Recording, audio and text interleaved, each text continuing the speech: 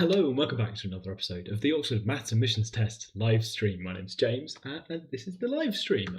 It's a combination of maths, a bit of admissions advice and a focus on a particular test that's being used for Oxford MAT admissions in the year 2026.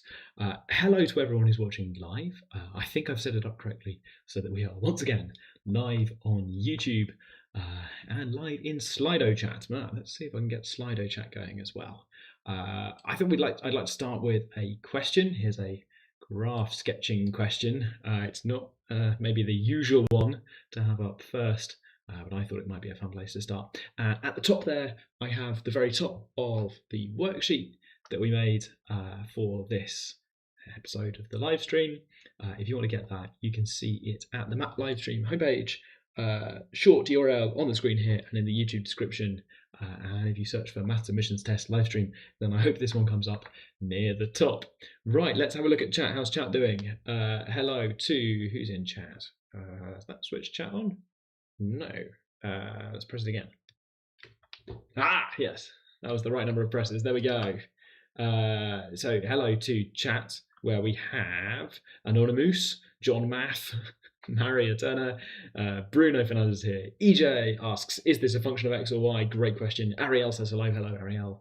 Tuna Lockman says hello. Tuna as well. And the absolute value of X has joined as well. They say hi. Yeah, good. Hello, Alex. Right, good. Okay, hello, people in chat. I would quite like to know how your day is going. So I have one of my polls where you can vote for how your day is going on a 1 to 5 star scale. We will do more voting later to decide which questions we're doing when we get down to the questions, which are underneath this specification at the top and the revision notes. Good question there was, is this a function of X or Y? I think you can sketch things even if it's not a function. Here's the controversial thing. I'm taking you slightly beyond the TMUA specification. I do that sometimes if I think you can and if I think it's good for you. So the TMUA specification at the top there, it says graphs of functions, which means that things like this, sketch y equals f of x for some function f. So you get some sort of graph where I drew these a lot in integration, didn't I, last week? Where we have some function, a single value for each value of x. But also, I think separately in life, someone at some point has told you that you can draw the graph of this, which is not like that at all. It's not a function, and it can't be rearranged to be a function either. It simply doesn't have a single value of y for every value of x. Okay, so I think you're better at sketching graphs than just graphs of functions. Complicated question, what's a graph, right? In general, I think any subset of the xy plane, but that's a bit of a controversial opinion. Right, okay, chat is having a decidedly 4-star day. Room for improvement. In fact, some people with a lot of room for improvement, they voted 2 or 3 stars. A fair few people have voted 5 stars as well, which is nice to see. Who else has joined chat while I've been talking? Ginger Biscuit A-Level is here, they say hello. And Ema, who's like Emma but with more E's, they say hi with 2 eyes. So Ema is in a sort of vowels, extra vowels kind of thing. Anyway, right, good. Maybe that's the thing. Maybe that's what the people are like. Good. Okay, just having a 4.1 day, which is room for improvement. We can get there. I've been doing another summer school, so I've lost my voice a little bit. Not too bad, I suppose. I think I'm at 4 stars as well. Let's see how far we can go. Ema with all the E's and extra vowels. Will that be a thing? Let's find out. So, question on the screen is about sketching x equals y squared. Oh, and hello to Lena as well. I don't know if they're watching the stream or if they're just clicking on chat, but Lena is a graduate student who is also here in chat, making sure that chat runs without me having to click on anything, and also maybe occasionally talking to people in chat. If they're not watching the stream, they're going to be really surprised when people say hello Lena in chat, but they won't know what to do when that happens. Great. Okay.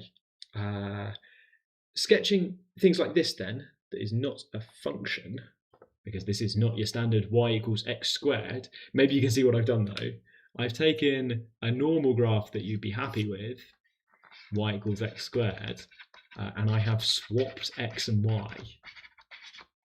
And you can't see this from the equation, but when I did it, I had a big grin on my face. I'm going to swap x and y so that what they think of as right and up will be swapped. So instead of being right, up, and instead of up, right. And that's not a rotation. That's technically a reflection, but maybe you don't have to think about reflections right now. But I'm swapping x and y. And the effect of this is that the graph you get is basically the same shape, actually the same shape, but instead of going up this way, it goes right this way. And instead of turning around when y is 0, the minimum value of y, it's got a minimum value of x. So you get this thing, which is technically a reflection in the line y equals x. You can't see that from the picture. If I'd made you guess, you might have guessed rotation, which would be, not quite right, but I can see why you'd say it. It's been reflected in the line y equals x. I can just about do this with my hand, I think. I had to go like that. So that I'm reflecting in the line y equals x. I think I've got that the right way around for you. Yes, I do. Parabola reflected. You can't tell that it's turning over because it's symmetric, but that's technically what's going on there. That's probably not how you thought about it. Probably what you thought about was, I would like to try and turn this into a function, right? Let's find out. Thank you, Pranav SK. They say, I hope you have a good break. Oh, thank you. And hi to Dylan and Lala as well. That reminds me to talk about the break. So after this one, I'm going to take August off to get my voice back. No, there's also other things going on, like A-level results day. I don't know if that affects people. I guess it affects Ginger Biscuit A-level, but other things going on as well, like A-level results, which mean I've got other things going on. But then when I come back in September, we're going to do more episodes that are not so tightly linked to the TMUA specification, because we've done all of it now.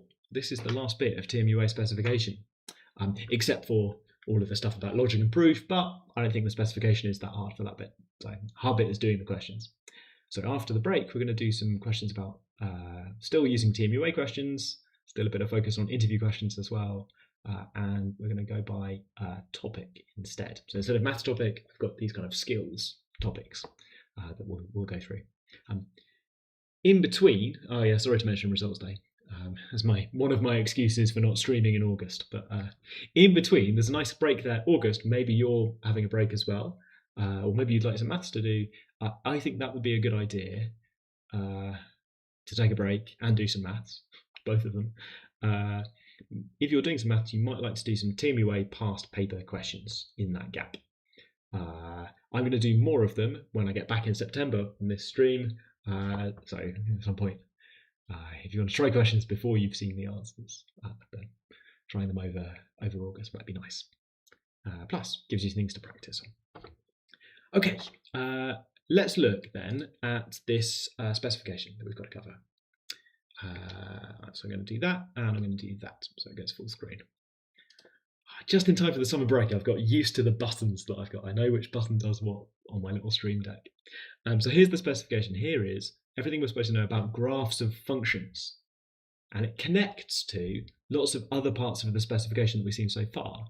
So yeah, okay. So looking at the top, we've got common functions, and they're taken from lots of other parts of the specification. We've talked already about lines and quadratics and cubics. We had a session on trigonometry. We had a session on logarithms and exponentials. Square roots and the modulus function have turned up before as well, of course, in algebra. And Wayne in the start, we had the definition of the modulus function. Somebody's taken it as their username, so I know we've done it already. And graphs of those things mean that you know the values and you can visualize them on a graph where for each value of x, the y coordinate shows the value of that function. So you can do this for any function you can think of. You could, in theory, show me for each value of x, put a little dot at that value of y, and typically they join up, right? It's not a series of disconnected dots. Typically you draw on these things by drawing something curve or straight line or something. Okay.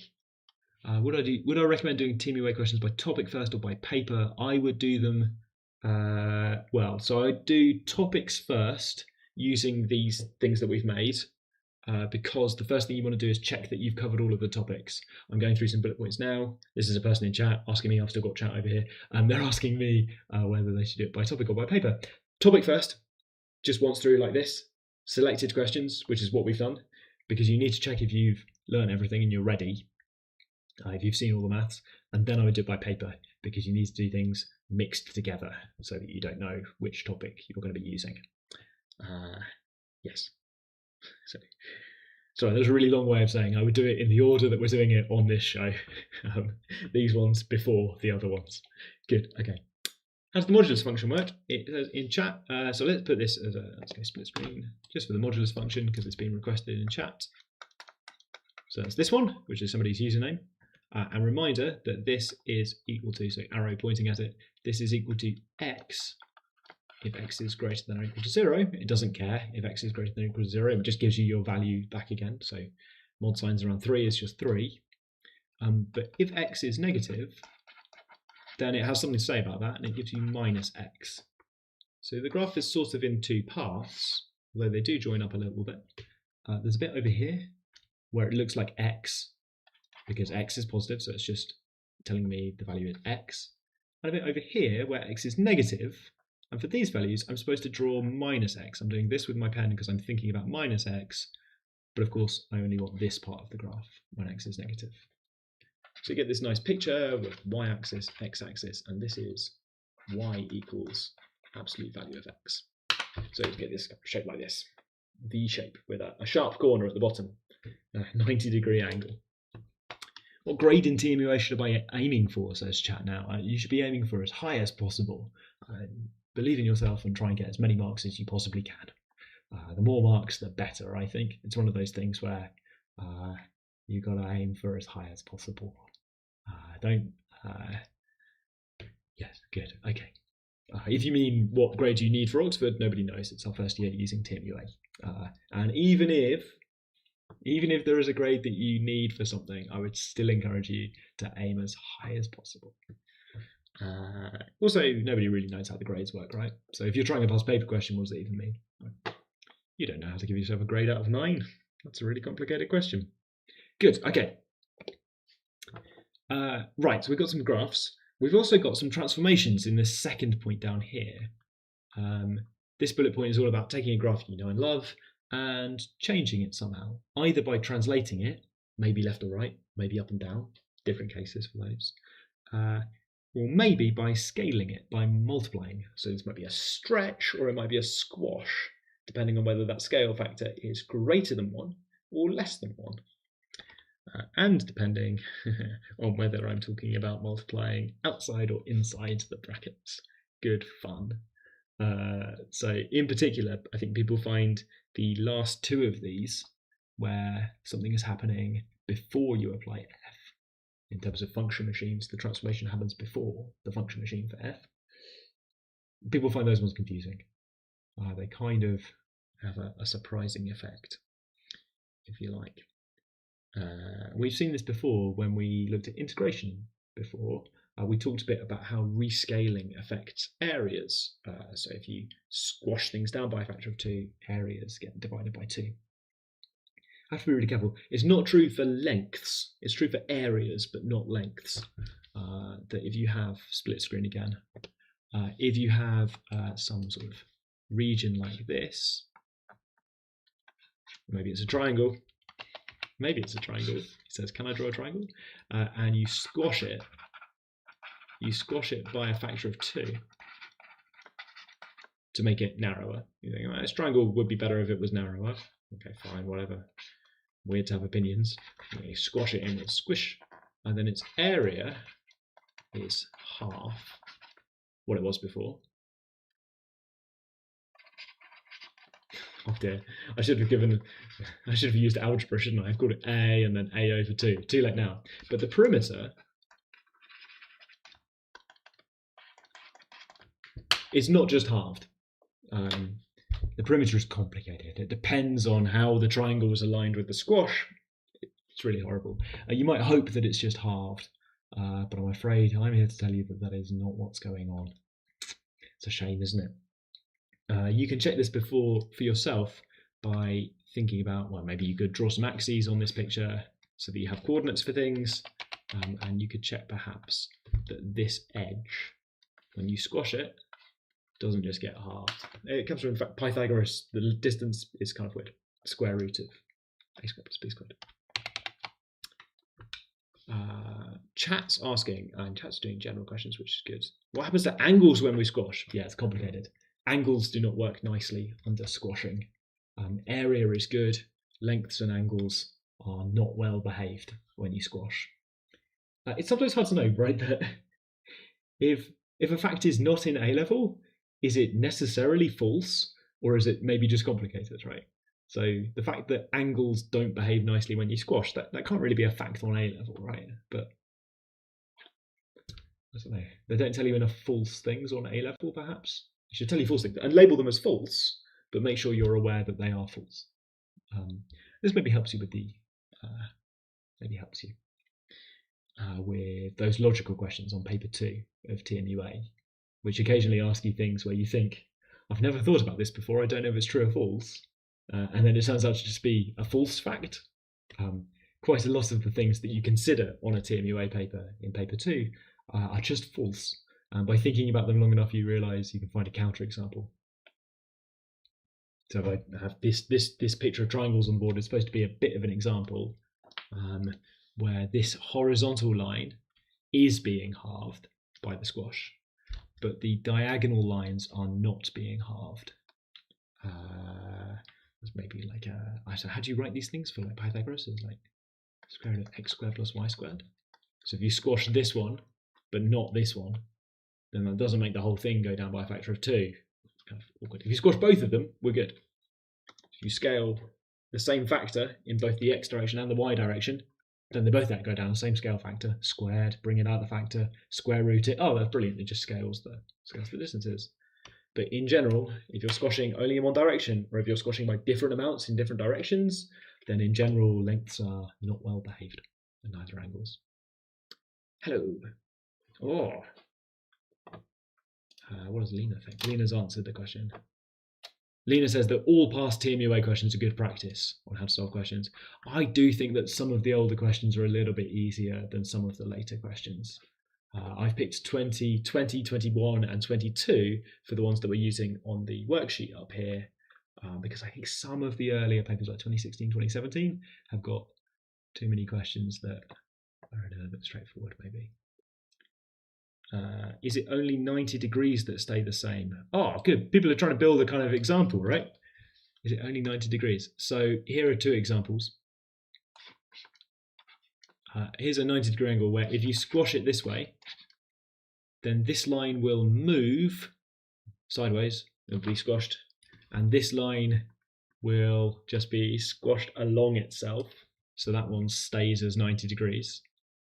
Example, you have a square, you squash it, now you have a rectangle, still got right angles on it. But if your square is not lined up with the squash, then you get some sort of rhombus, and that's not got any right angles. Oh, just off the bottom, aren't I? Believe it or not, it's maybe a good thing you didn't see it off the bottom of the screen there, because it was not a good picture. So if your square is not lined up with the squash, then you get a rhombus. And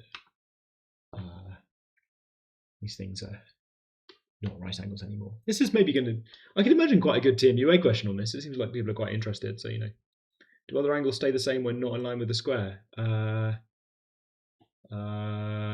In general, if you've got 2 edges and they're not lined up, neither of them are lined up with the squash angle, the squash direction, sorry, neither of them are lined up with the squash direction, then in general the angle just changes when you squash. I like that we're exploring false statements. This is good for us. Hello Sadlers as well. You just got hello Anonymous as well. Right, okay. Squashing's weird for angles and things. What we're looking at here is like false statements, exploring false statements. Worth it. Right, good. Okay, back to the PDF very quickly. I've got more things to point out. Compositions, so we're supposed to be able to do one and then another. There's a question coming up with a whole string of, or sequence of translations, which is not as bad as it sounds. Translate, translate, translate, translate, translate, translate. That's just a translation, isn't it? And one in each direction, maybe. Okay, you're supposed to be really good at graphs of quadratics and finding stationary points. We had an episode on differentiation. You're supposed to be able to know about increasing and decreasing functions. And then solving equations down here, just at the bottom. In particular, if the graphs of functions cross, then there is a point where they cross, and at that point where they cross, they have the same value, which means that f of x is equal to g of x, which might be an equation that you care about. If you choose your functions carefully and you sketch the ones that you wanted, then you can solve f of x equals g of x by finding points where those things cross. Good. Okay, those are the revision notes. I think we should scroll. So I've written some notes on these. If this is new material for you, or if you just want to see like some pictures of graphs, I've got cubics here. I've got the trigonometric functions, sine and cosine and tan. I've drawn those using degrees. You could draw them using radians. Both are okay. You should probably be good at converting between degrees and radians anyway. So you could probably convert my graph by relabeling it. Yes, right. And knowing all false statements is just as good as knowing all true statements. There's this Greek idea that it's the oracle at Delphi, where you meet the oracle and they tell you a true statement. I like to imagine that the anti-oracle of Delphi, who is always wrong, is just as good a resource, because you go to them and they give you a false statement. If you know this, you can infer a true statement by negating it. Although you imagine that the false oracle, the one who only tells lies, is having a lot more fun. It just feels like an easier job to only say false things all day rather than making correct prophecies of the future and people's impending doom. I don't know. I know that for every true statement there's a false statement, but sometimes it doesn't feel like that. Sometimes it feels like there's way more lies than truth in the world. Right. Okay, fun. We've got exponential graphs because we've learned about exponentials and logarithms. And there, I could have just scrolled down and shown you this V-shaped graph for the modulus function. Square roots. It's fine. Good. And then transformations. We talked about these. Getting the direction right is a whole thing. So there's some notes there to make sure we get the direction right. You know this, I'm sure. If you've learnt it in school, then they made a big deal and gave you loads of examples about moving things around. Very good for you. Good to practice. And then I put in some bullet points to remind you that you can find turning points, that you can solve equations. So I'm going to read these out. Why didn't you include? There's a question in chat. That's a question. This is how you get an edit to the notes made, by the way, like you suggest. So they spotted that here I have two graphs for the exponentials, one where a is bigger than 1 and one where a is between 0 and 1. And then for the logarithms, I went I cheaped out and I only lazily gave you one sort of logarithm. What's going on when a is between 0 and 1? What's the log graph look like there?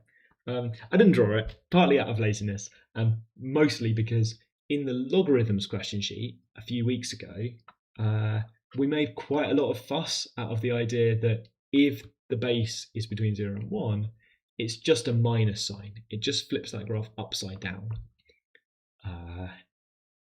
I thought we made quite a big deal of it in the logarithm session, so I didn't want to do it here as well. It's kind of unusual to see a logarithm with a base that's between 0 and 1. So it didn't feel like I could seriously say it was revision. On the other hand, it's an easy picture to draw. Notice, by the way, the exponential graph and the logarithm graph, because they switch the roles of x and y, there's a reflection going on there. You take that lovely a to the x graph with a greater than 1 on the left, and if you reflect it in the line y equals x, which is somewhere underneath, then you get this graph of logarithm a base ax. In general, the graph of an inverse function is the reflection of that graph. Right, okay, good fun. Another reason not to draw it is it's just the reflection of the other one, which is the other way around, so you get something that's the other way around. Good. I don't think that fact is something you need to know about reflection. I've said reflection way too many times. Somebody in chat asked about rotating a graph, and I sort of ignored them because I knew I was already talking too much about reflections. I don't think it's something you're supposed to be familiar with. It's definitely not the facts that you're supposed to know, but doesn't hurt, does it? Switching the roles of x and y gives you, on the one hand, that's how inverse functions work. That's what an inverse function is. And on the other hand, it gives you swapping the roles of to the right and to the up with to the up and to the right. Good. Okay, that's probably going to go on the sheet next year. Hi, Matt L. Anonymous says, are radians in TMUA? Yes. Check the trigonometry episode from a couple of weeks ago. And Ruben asks, is it necessarily true that the stretching of a single axis is not conformal? Ruben, the fact that you know the word conformal means that you've already thought about angles and stretches already. A stretch can be conformal for some angles, but not others, which I think normally means people say it's not conformal. And you can't represent a stretch parallel to one of the axes with a complex number multiplication. Right, none of that's relevant, but I thought because you said conformal, I should talk about complex analysis for about 3 seconds. Right. Like clockwork. Look at you go, Chad. Look at you go. You're so well trained in the sense of what I find funny, which is to 30 seconds after asking whether radians are on TMUA to ask whether gradients are on TMUA. Okay, gradients are not on TMUA, chat. Right, I've switched you on partly because I want to do the voting. Not for how your day now was now, but for revision questions. There are 15. We don't have time to do all 15 of these. These are designed to help you out with a bit of curve sketching practice. It's mostly graphs of functions, but near the end, I've thrown in 3, 4, 5, 5.5 really hard questions that are not graphs of functions. Chat is hiding some of them, so I'm just going to hide chat briefly. 4 or 5 questions on things that are not graphs of functions, just because I've seen this sort of stuff come up on TMUA. And also sort of nice, you can do it. So anything that's kind of interesting and to do with graphs, I think it's fair play.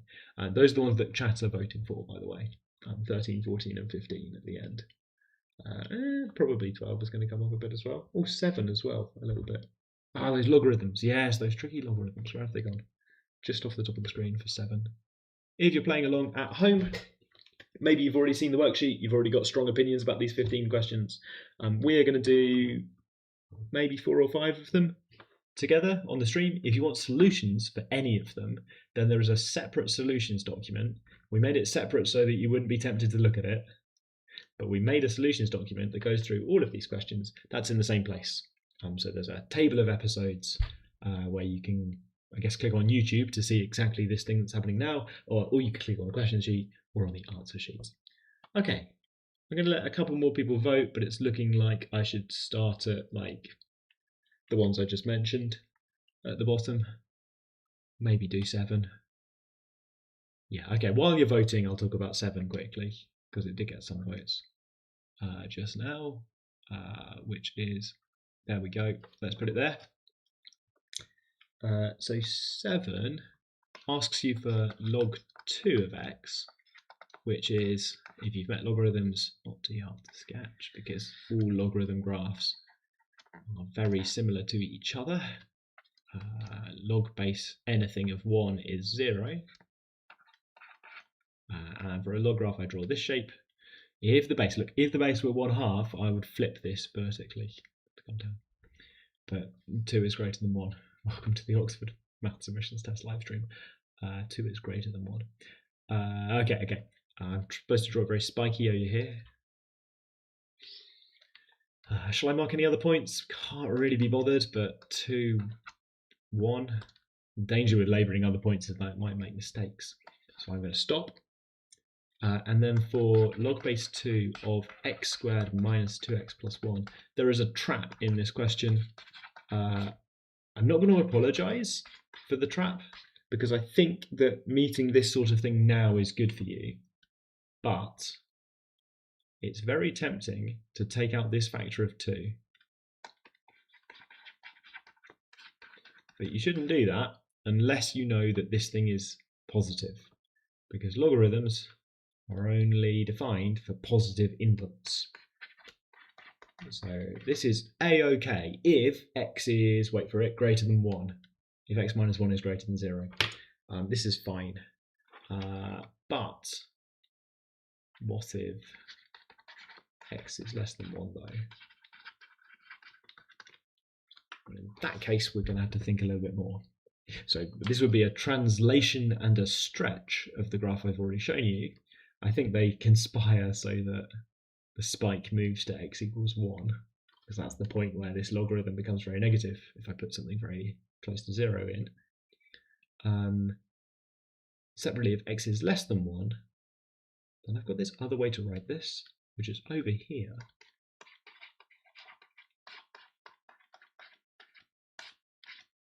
Like this, where I would then write down that it's equal to. So I'd bring out the factor of 2, and I'll write that it's this, provided that 1 minus x is positive, which covers the other cases where x is less than 1. The problem here is that what's going on really is not really a logarithms problem, it's a square root problem. That to get from here with the square to here, I sort of want to write down the square root. And there are two possible things that behave like square roots in the sense that they square to this quantity. There are two possible things, that one and this one. And which one you write down, well, if you want something positive, then it might be different in different cases depending on x. That's a scary lesson to learn, I think, that you have to be a bit careful with writing down things like a square root. See also, if I just ask you for the square root of x squared plus 2x plus 1, it's easy to be excited about this once you spot that that's x plus 1 squared. But of course it is also equal to minus 1 minus x squared. So if you want to cancel this square root with the squared, which one are you supposed to use? And well, square roots are positive, so you should write down a positive quantity. And the correct answer to this is not x plus 1, but absolute value of x plus 1.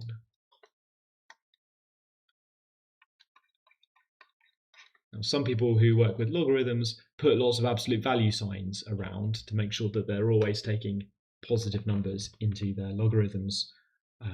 Here's another example to do with square roots. But this is the same lesson you've always got, right? Like, what's the square root of 9? You know that you're supposed to write down 3 and not minus 3. You're supposed to write down a positive number. What's the square root of 25? You know, fine. What's the square root of x plus 8? Well, when x is 1, it's this. When x is 17, it's that. When x is minus 4, I've got to be a little bit careful. Okay, right. They didn't really vote for question 7 though, did they? There are now a few more votes, and it is 15, 14, 13, 12. 11's a bit of a drop off, so I think I might start at 12. Okay, and let's have a quick look at chat. Ah, yes, chat. In chat, I should have been paying attention, because in chat, people are answering my questions. Aha. Good. Let's put this on screen because I think it's important. Number Theory Demon says, can we see some really hard questions, considering I've heard the TMUA has become much harder as of recent, and all Oxford apps will do it now as well. Great news. There are no plans to make the TMUA harder just because Oxford's using it. So we're going to use the questions that I picked. And also, I work at Oxford. I'm the admissions coordinator for Oxford. So in some sense, I think I know which questions I want us to do. I think I know which questions are appropriate for Oxford applications. Don't worry, I've got you in mind, people who are applying to Oxford, because that in some sense is my job. Cool, right, okay. If you want to scroll down right now, we can get going, right? Let's go, actually. There we go. So there's a bit of vote for 12. Have I got that on screen? Yes, I do. 11 as well. Yeah, okay, 11 first.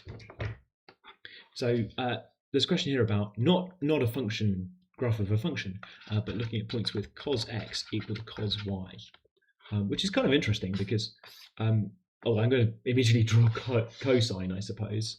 Cosine looks like this, where, shall I use radians just to make a point? Let's use radians.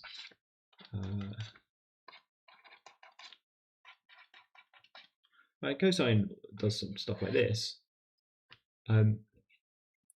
So I'm not labeling my axes because I want x and y are behaving a little bit like two different inputs. I know those are normally the things that you put on the axes, and we're getting there. There's going to be a graph, don't worry. There's going to be a graph with x-axis and y-axis. But before we get there, I would like to think about x and y as being different inputs. Anonymous has pointed out that Cambridge is also using TMUA, which is maybe more relevant because maybe you know that Cambridge are part of UAE UK and Cambridge. There are no plans to make TMUA harder just because Oxford and Cambridge people are doing it. We actually think that Oxford and Cambridge people were already doing TMUA because lots of other universities were using TMUA. Oxford have not requested that TMUA be made harder. I don't work for Cambridge, you should go and ask them, but I don't think they need to make TMUA harder either. Right, okay. There are lots of cases then. So x and y might be the same number. That's quite hard to label, isn't it? X and y might be the same number both here, in which case they have the same cosine. But perhaps the cases you care about are the ones where they're not the same. So first observation is like maybe x equals y. On our xy plot, that shows up as a straight line like this, by the way. So this line represents maybe y equals x. Those points are all part of the graph, part of the sketch. Okay, but there are lots of other cases, right? Because, as you know, cosine is periodic. So over here, maybe these values of x and y, I should change colour, I think. Maybe these are the values of x and y. In which case, they're different values, but they've got the same value of cosine.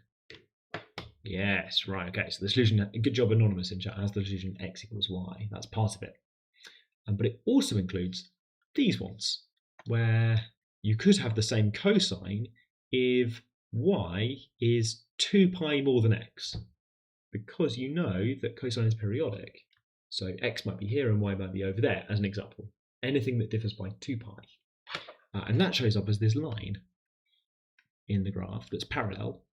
And it says maybe y is equal to, I haven't left very much space there, y is equal to x plus 2 pi. And there's more possibilities as well, right? So I've got this case where x and y are the same, and over here I've got this case where it's 2 pi more, but there's another line for 4 pi more, and 6 pi more, and so on. And there's a line for minus 2 pi, because y might be on the left. X might be larger than y. Minus 4 pi and minus 6 pi. And if you like, this is because the cosine graph is goes up and down and it repeats, and it keeps repeating forever in both directions. So there's lots of these lines. Going off the page at the bottom there.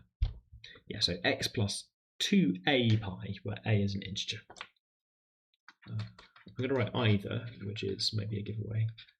X, shall I write y? I'm going to go y equals, because it will make it more clear they're lines. X plus 2a pi, with a whole number, or, because I've missed some solutions, did you see the ones I missed? Lots of parallel lines, it was 2 pi, so that's 2 pi, that's 4 pi on the axis.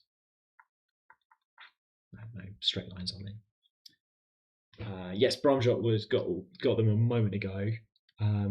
Maybe there's a case I've missed, which is over here. I haven't told you about this one yet. Yes, cosine is an even function. It's symmetric in the flipping in the y-axis. I don't know if everyone knows that word, but true fact. Maybe y is minus x. So y could be minus x, that's allowed. For any value of x, y could be minus x. That shows up in the graph as this line. Y is equal to maybe minus x. I'm not going to write maybe, but I am going to write y is equal to minus x on this one. Okay, they could be like that. And chat is actually better than that. Chat says, aha, you could then add 2a pi to that for some integer a. For any whole pi. Let's go to just positive or negative,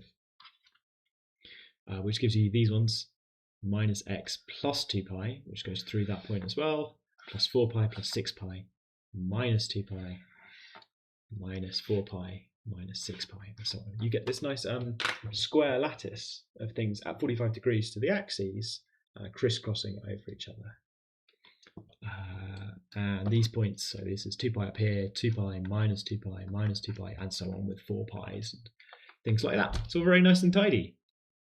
Plus and minus x plus 2a pi for some integer a. Lovely. Okay, it's all gone weird, right? So this absolutely not the graph of a function. This is all of the points where cosine x is equal to cosine y. Desmos is quite good at this if you know the website Desmos, because you can type in an expression like this and it knows that you mean that you want all of the points x, y that satisfy that equation, which is the name of the game. It's what we're up to.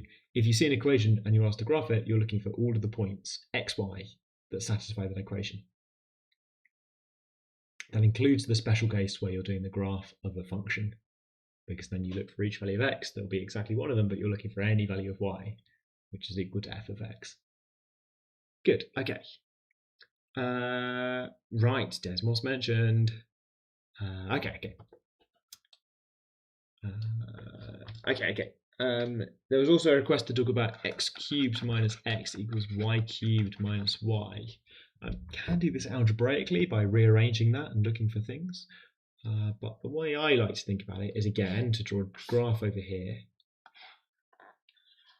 Here's x cubed minus x. And I think, well, what I really want is not the whole graph. I want to think of these as two different inputs, x and y, that have the same output. So the graph has got maybe y is equal to x again.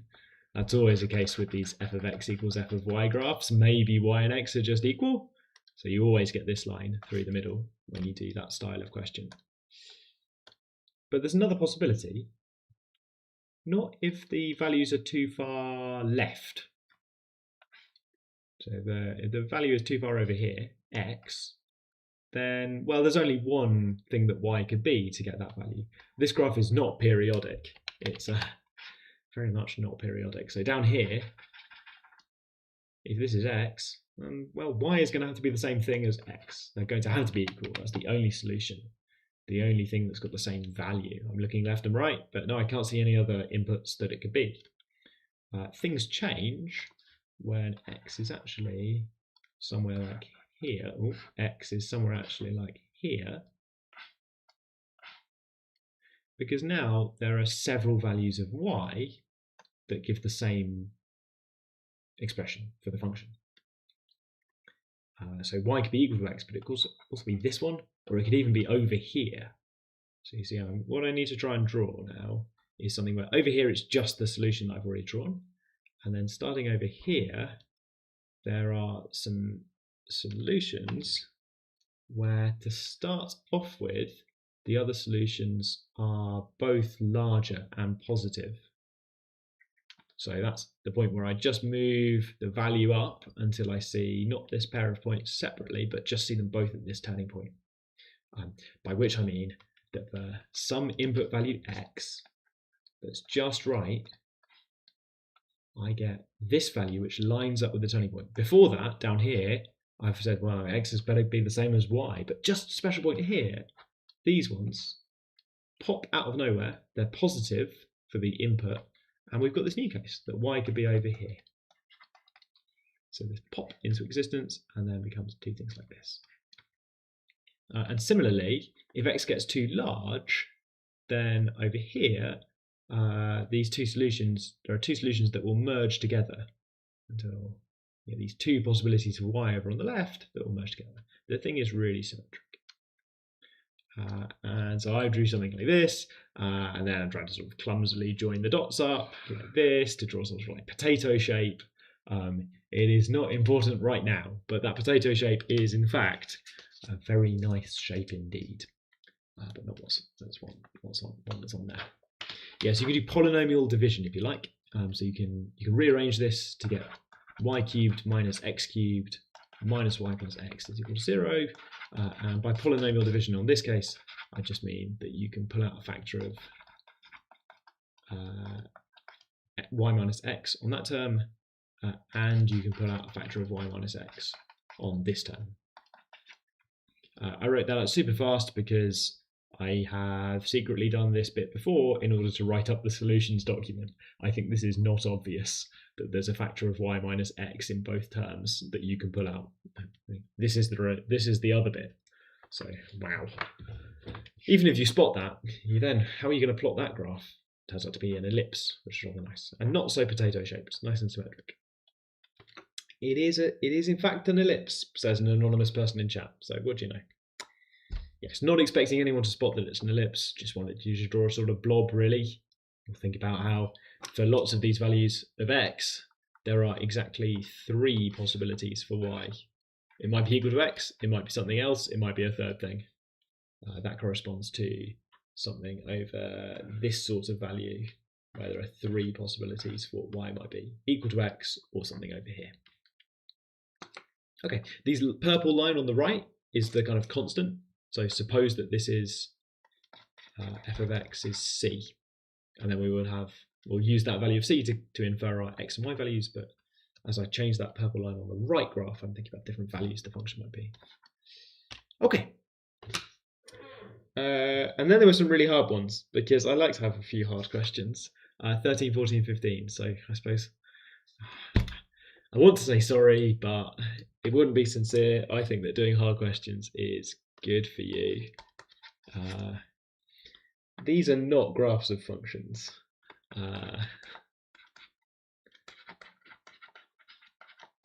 Although I do hope that when you see something like this, part of your brain recognises that bit just a little bit.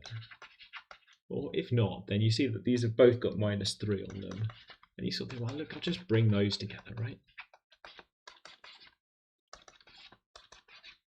And then you've got an x squared plus a y squared. And this is almost x squared and y squared. There's something going on, though. Where have you seen 1, 2, 1 before? Oh, yeah. Binomial, right? Binomial. So this one, messing around with the equation for a bit, maybe you realise that you can recognise stuff. I mean, it's not just the binomial, because binomial would be x to the 4, 4x cubed y plus 6 of these terms plus 4xy cubed plus y to the 4. So it's not just binomial. These are all even things. Yes, and someone in chat is saying hidden quadratic. Which is fair enough. You can complete the square if you like, using x squared as your variable, and y squared is just a number. I don't think anyone thought about it like that. I don't know why I said it. So after you've seen square thing plus 2 times all of these plus the other thing squared, where the other thing is suspiciously looking like part of the middle thing, and actually so was the first thing. Once you've seen that a few times, I think you start to recognise the shape of these things rather than thinking about what the terms mean in terms of x and y. That's maybe super vague of me, but the sense that I've seen the pattern 1, 2, 1 a lot of times, that I want to look closely at these things and go, is this just the product of the things that have been squared? You know, x squared over here, y squared. Yeah, it is, isn't it? Okay, so it's just x squared plus y squared squared. Where does that come from? I guess I've multiplied out a lot of those in my time. Homework, if you would like to get better at spotting these, try multiplying out x squared plus y. X plus y squared squared. If you multiply them out, you will start to recognise them. Always got that plus 2 times term, which is often in the middle. Right, anyway, what does this mean? Well, hang on, this is a hidden quadratic. This is x squared plus y squared is a root of, and then there's this polynomial. I realised that x was a poor variable choice. I should have used, should have one of my things where I say u as a root of u squared minus 3u plus 2. Yes, okay. So this factorises like this. And then we get 2 solutions. Either u is 1 or u is 2. Have I got that right? One of these questions is 1 circle and one of them is 2 circles. I'm slightly limited because you can draw circles, but I can't really get you to draw anything else, which is why the ellipse was pushing it a minute ago. And I am sorry about the ellipse. Right, okay, so circles of radius 1 and root 2. It's a pair of circles. Either x squared plus y squared is 2 or it's 1. We can't have a negative value for x and y. How would this work in a quadratic? Good news.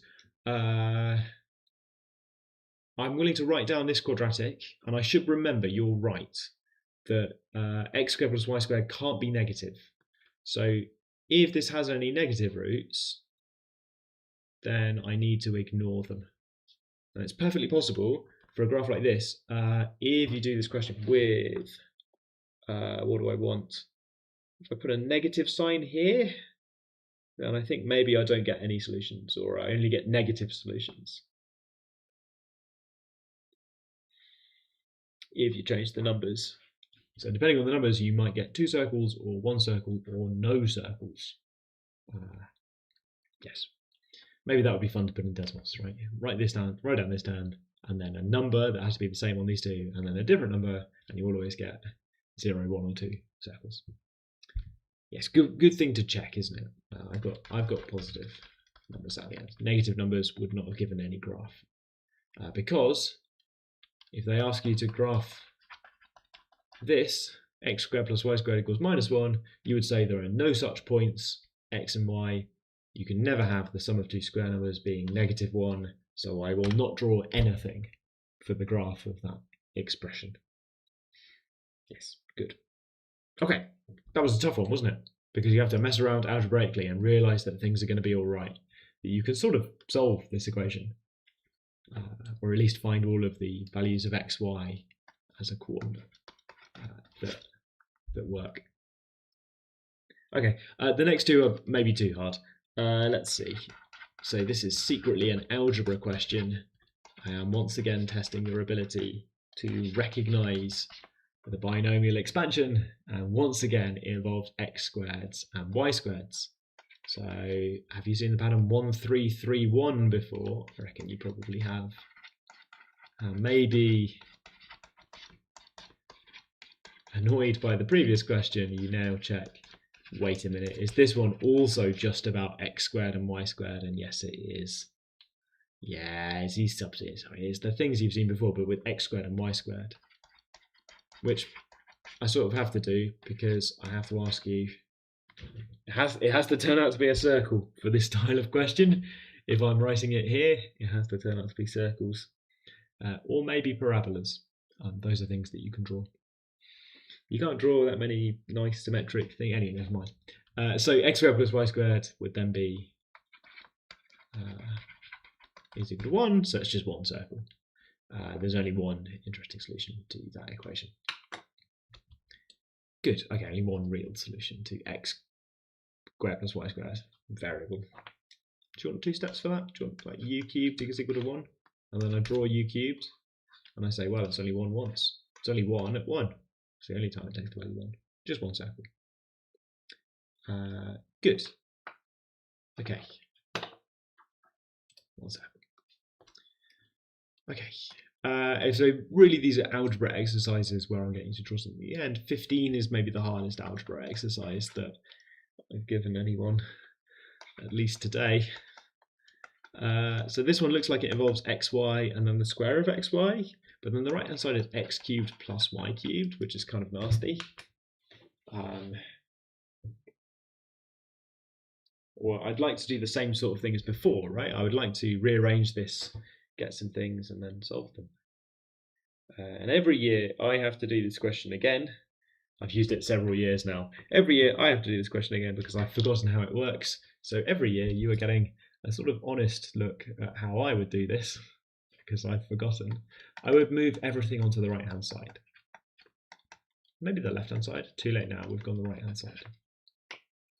And then I would hope that I could spot some common factors. I can't see a factor that works in every term, but I can see 2 terms with an x squared in and 2 terms with a y in.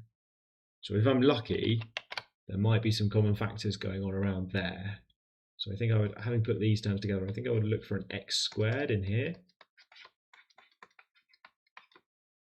And the other 2 terms, they kind of go together. They both have a y minus this term and this term. There's x. Oh, good. Phew. Okay, right. We found a kind of common factor. It's got a minus sign, but we can fix that. So there's x squared minus y, x minus y squared. So for this to be 0, we need to have either x squared is equal to y. Ooh, that's a quadratic. X squared is equal to y. That's this bit. Or we need x is equal to y squared, which is the one you drew at the start of this stream an hour ago. So it's a pair of parabolas. I have to say, I can only really get you to draw circles and parabolas and simple polynomials when the things come down to it. I guess that's 1, 1. I should probably check that. Yeah, it's definitely 1, 1, isn't it? Number that squares to itself. Good, 0, 0 then as well, isn't it? Yeah, 0, 0 is on both graphs. But they both go through the origin, so that's a bit more obvious. Okay, chat happy with that? Chat seems a little bit happy with that, in that we've done questions you asked for. Right, what next? I rushed through that one. That sometimes takes me much longer. Whoops. I think I've started to learn where the terms are and what the answer is.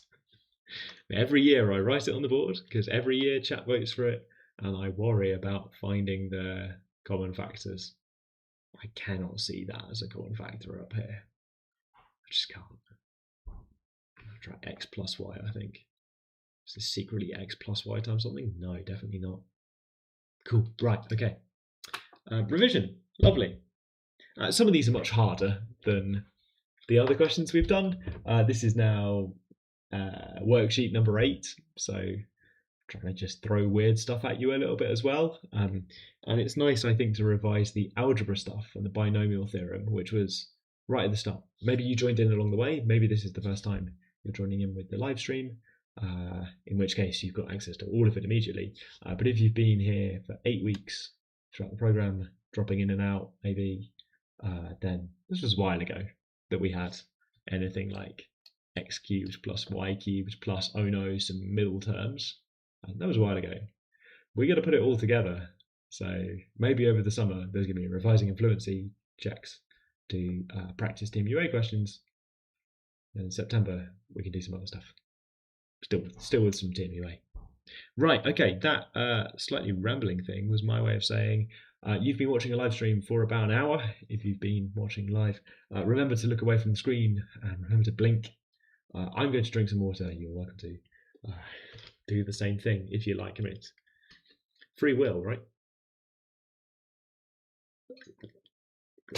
I just feel like I should do a reminder that if you're watching the TV thing for ages, maybe you're watching the replay and you've been fast forwarding while also drinking energy drinks for the whole time. Like, I don't know, right? You can see me take a hydration break. I can't tell if you have, which is why I thought someone should check. Okay, anything else before we do something else? Chat says we're going to scroll to TMUA questions. So TMUA livestream is based on, it's been running since 2020. I started in the pandemic and have just kept going every year. Lots of the questions were written for the previous iteration of the live stream, which was called the Maths Admissions Test live stream, because until this year, Oxford's been using something called the Maths Admissions Test. So lots of the questions are taken from a related live stream, but it's all kind of the same thing. So I think of it as this TMUA live stream we're doing has been already going for 6 years, even though we haven't been using TMUA. Very similar syllabus. Yes, I wrote the last question 5 years ago, and I've been struggling to do it every year since then. I think it's 5. I've got all the archives, so I can scroll back. If you've just found this out, that this is sort of reheated from last year, good news. We added loads of content. Loads of stuff's different. And also, good news. You could look at last year's stuff if you want to get a week ahead. Well, not anymore, because we're now at the last one. But there you go. Is there any way to emulate what taking TMUA on the computer will be like? Yes. They have got on their website, I'm saying they have got a website. Let's put it on screen. Can I do this? I'm not logged in. Yeah, good. Okay. So if you find this page, which is from the live stream page, which you all know and love because that's where you get to this. If you go up one level, so at the top we've got navigation, it says home, study here, undergraduate study, TMUA. If you go up one, got a coffee cup, and this has got other links. There is a practice test. Can I find the link? Oh my goodness, sample exam. There it is. This is hosted on the TMUA website, and it emulates the software that they use in the test center to give you a sense of what it would be like. Welcome to the TMUA. Do you want to do it? Well, you don't actually get this choice in the real one. Timed. And then it gives you some stuff and tells you about the top questions. And then you go next, and it shows you some questions. But in case you want to see that question, I'm going to take that away. Good. So you can do a practice exam. That sequence was go to the page, click on some buttons until you get there, or Google sample exam TMUA. But I don't know what comes up if you Google that. That TMUA page with the coffee cup is also where you can find the flashcards, which might be helpful over the summer as you're revising all this material together. The flashcards are a series of cards. The idea is that you print this double-sided so that this card, ooh, how does this simplify? What do you do with this? And then you turn it over, and on the back it says geometric series. There's a reminder that it sums to this if R is not 1. So these are flashcards that do all the stuff. And it looks a bit stupid when you see them on the page like this because they don't match. But if you print it double-sided, I'm pretty sure they all match up correctly. This contains all the triangle facts, and all 7 of the circle theorems are on here, mostly down here. So if you want to get some flashcards to help with your revision, those are free, and they're just on the coffee cup page. Clicking on flashcards somewhere down here. I don't know. Not everyone loves flashcards, but the people who love flashcards really like flashcards. So you go for that. And there is also, I'm aware, Ruben's linked to it, JZ Maths, or possibly JZ Maths, who have got some of their own questions in there as well. So you can look at other resources as well. Oxford is not responsible for the content of external websites, such as YouTube, which is where we are. We're not responsible for whatever you're getting recommended down this side. Is not necessarily Oxford. Right, good. Okay, good to get your disclaimers in. It's week 8. Why am I doing the disclaimers now? We're sponsored by Jane Street, and we're grateful for funding from the Mathematical Institute in the sense that I work there, here I am, and from Jane Street. Jane Street have also got puzzles and maths questions as well. I think it's neat that graduate employers like Jane Street are also keen to try and get you to know that they're there, even before you've started a maths degree. I just think that's cool. Right, good. We're going to do some TMUA questions now, I think. I've got a few that we could be looking at. Jay-Z has got all of them, so check that out as well. There are 6. We're going to do a vote. We're going to do a vote. You could vote for this graphs question. Let's just hide chat for a second. You could be voting for this graphs question where we think about 2 to the x over 1 plus 2 to the x. That is the graph of a function. Sounds okay. You might like to think about these graphs of regions with inequalities, where you think about a region. This is one of those paper 2 questions where we're asked about true statements. Are these statements true or false? Hints. If you want the hints, you can go to the website and read some hints. I'm going to give you hints along the way as well. Here is a question: sketch this function. Although, no, hang on. Sketch this graph. It's not a function. It's a whole bunch of circles. So if you want another question with a whole bunch of circles, then you could look at this one, vote 3. And then further down, we've got this graph, which is not your standard parabola. X and Y have been switched. And you could vote for that one if you want to talk about what will happen if we rotate it. Somebody asked about rotating earlier. Scroll past the hints, and then we've got translations applied to this graph, a whole sequence of translations. Which of these can you make? Feels like this could maybe be a paper 2 question, but it says which of these, and the answer is some of them, or not the others, maybe. And then finally we've got this paper 1 question 18 to choose from, which asks about 2 functions, and there is quite a complicated statement there about for all values of p, the values of q and r that guarantee you get the most solutions of a different equation, not the ones up there, not the functions themselves, but set the functions equal to each other, crossing of graphs as well as thinking about values all at the same time. There is a vote in chat for which TMUA question we're going to do next. which in this case means first. Have I missed anything in chat? Will we do paper 1 and paper 2 right after each other, or will we have a break in between? That's a great question. I can't remember if you get a little break. I think you get, off the top of my head, I think you get some number of minutes, possibly 5. I should know this. So you don't get like a separate date for the exam. In some sense, it's all together. But I think you get a couple of minutes looking at a screen in the middle that says you've done paper 1. Take a break until paper 2 starts in a couple of minutes. And it's either 2 minutes or 3 minutes or 5 minutes or something like that. Oh, I should know that. We should do the sample test, right? We should do the sample test. Because that had a timer counting down from 75. In an hour and a quarter, we will know. Could also try and find it on their website. EJ thinks it's 2 minutes. That's at least confirmed my suspicion, or agreed with my suspicion, that there is a bit of time in the middle. It's not like 0 seconds. Paper 2 starts. I think there's an intermediate screen. But maybe your question was, do you come back in the afternoon and you get some small amount of time? I am possibly also thinking of driving tests, because these are the same test centres that do driving tests, at least in the UK, where there's a rule a bit like that for those ones as well. Okay, people are voting. They want the first one. 2 to the x over 1 plus 2 to the x. That's got a phrase, dotted lines include asymptotes. Okay, so I'm going to load that one up. Keep voting though, because I would like to see what happens next. There's voting at the moment. 1, 6 and 3 are doing all right. Yeah, keep going. We'll do 1 first. So I'll scroll all the way up and I'll go split screen. Maybe I should have done 6 and then scroll, because what's going to happen is I'm going to do 1 and then scroll. Okay, question. And it says dotted lines indicate asymptotes. I don't really know what to tell you about asymptotes, by the way, because the word asymptotes is not in the specification. But you've probably met the graph of y equals 1 over x,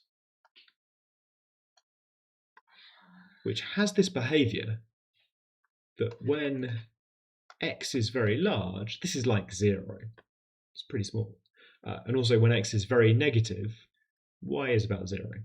And it's got this vertical line that it doesn't cross. There's no value here. People sometimes draw dotted lines to indicate that there's a real problem here when x is 0. A bit tricky to draw that over the top of the axes. And a dotted line here to show, this is getting very close to some value. So dotted line horizontal for what that value is, and the graph coming down towards that. And over here as well. This is maybe a bit more obvious if I look at the graph of, if I do some translations, that's 2 to a different number. So then the vertical asymptote will move over here to 1. So I said I'd give them different numbers, and then I forgot that when I drew it. And the horizontal asymptote, it's called, will move to y equals 2. It just translates it so you can see these dotted lines, but it's trying to describe this behavior that maybe for very large values of x, the function will be very close to, in this case, 2. Not all functions do that, but if it does, maybe it's worth drawing in a dotty line, in which case you can call that a horizontal asymptote, but I don't think you have to. Vertical asymptote is a point where the function's value blows up and the function is not defined. Okay, right. I'm just going to switch the vote off so that I can more easily see chat, but we'll come back to it in a moment. Yes.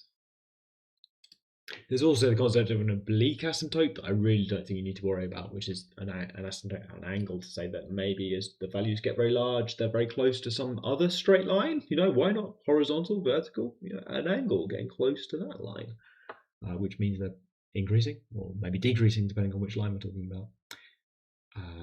If you want to see an example of that, sketch or think about the graph of x plus 1 over x, which sort of skews everything a bit. Maybe give it to Desmos, or maybe think about it first and then give it to Desmos. Asymptote's always linear, so you can do, in chat, Ginger Biscuit asks whether asymptotes are always linear, and you can do maths about asymptotics where the dotted line is not a straight line. In order for that to make any sense, you need a better definition of what going to infinity means. I just labelled a graph large, and that's not really okay. But in some sense, yeah, like it. You draw x squared plus 1. Oh, yeah, never mind. Let's not do it. It's kind of like x squared, right? When x is really big, that's kind of like x squared. Who cares about the plus 1? It's kind of x squared. I'm not going to draw a dotty line for that terrible thing I just said out loud. Don't think I should be allowed to get away with that. Right, okay. We should talk about this question.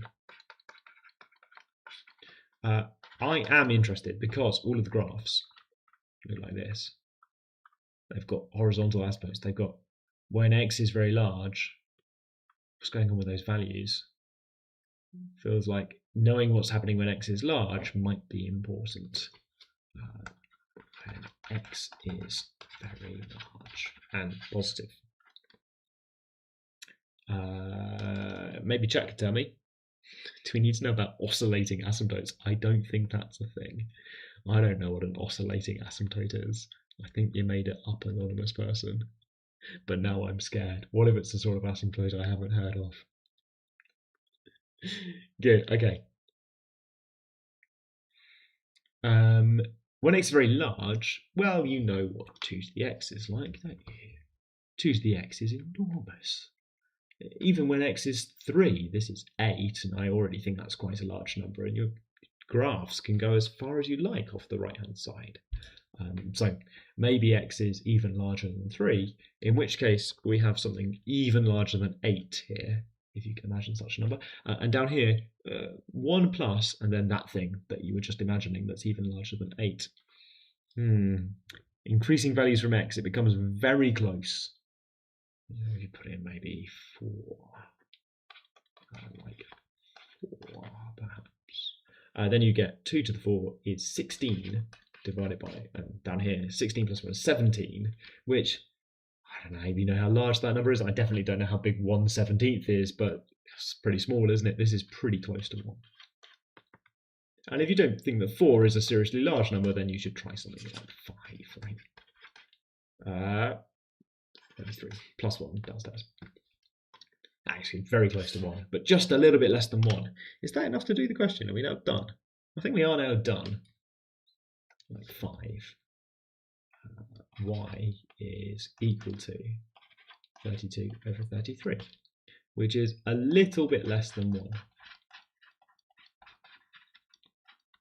I think that's enough. Let's look at the pictures. Here are the 6 pictures.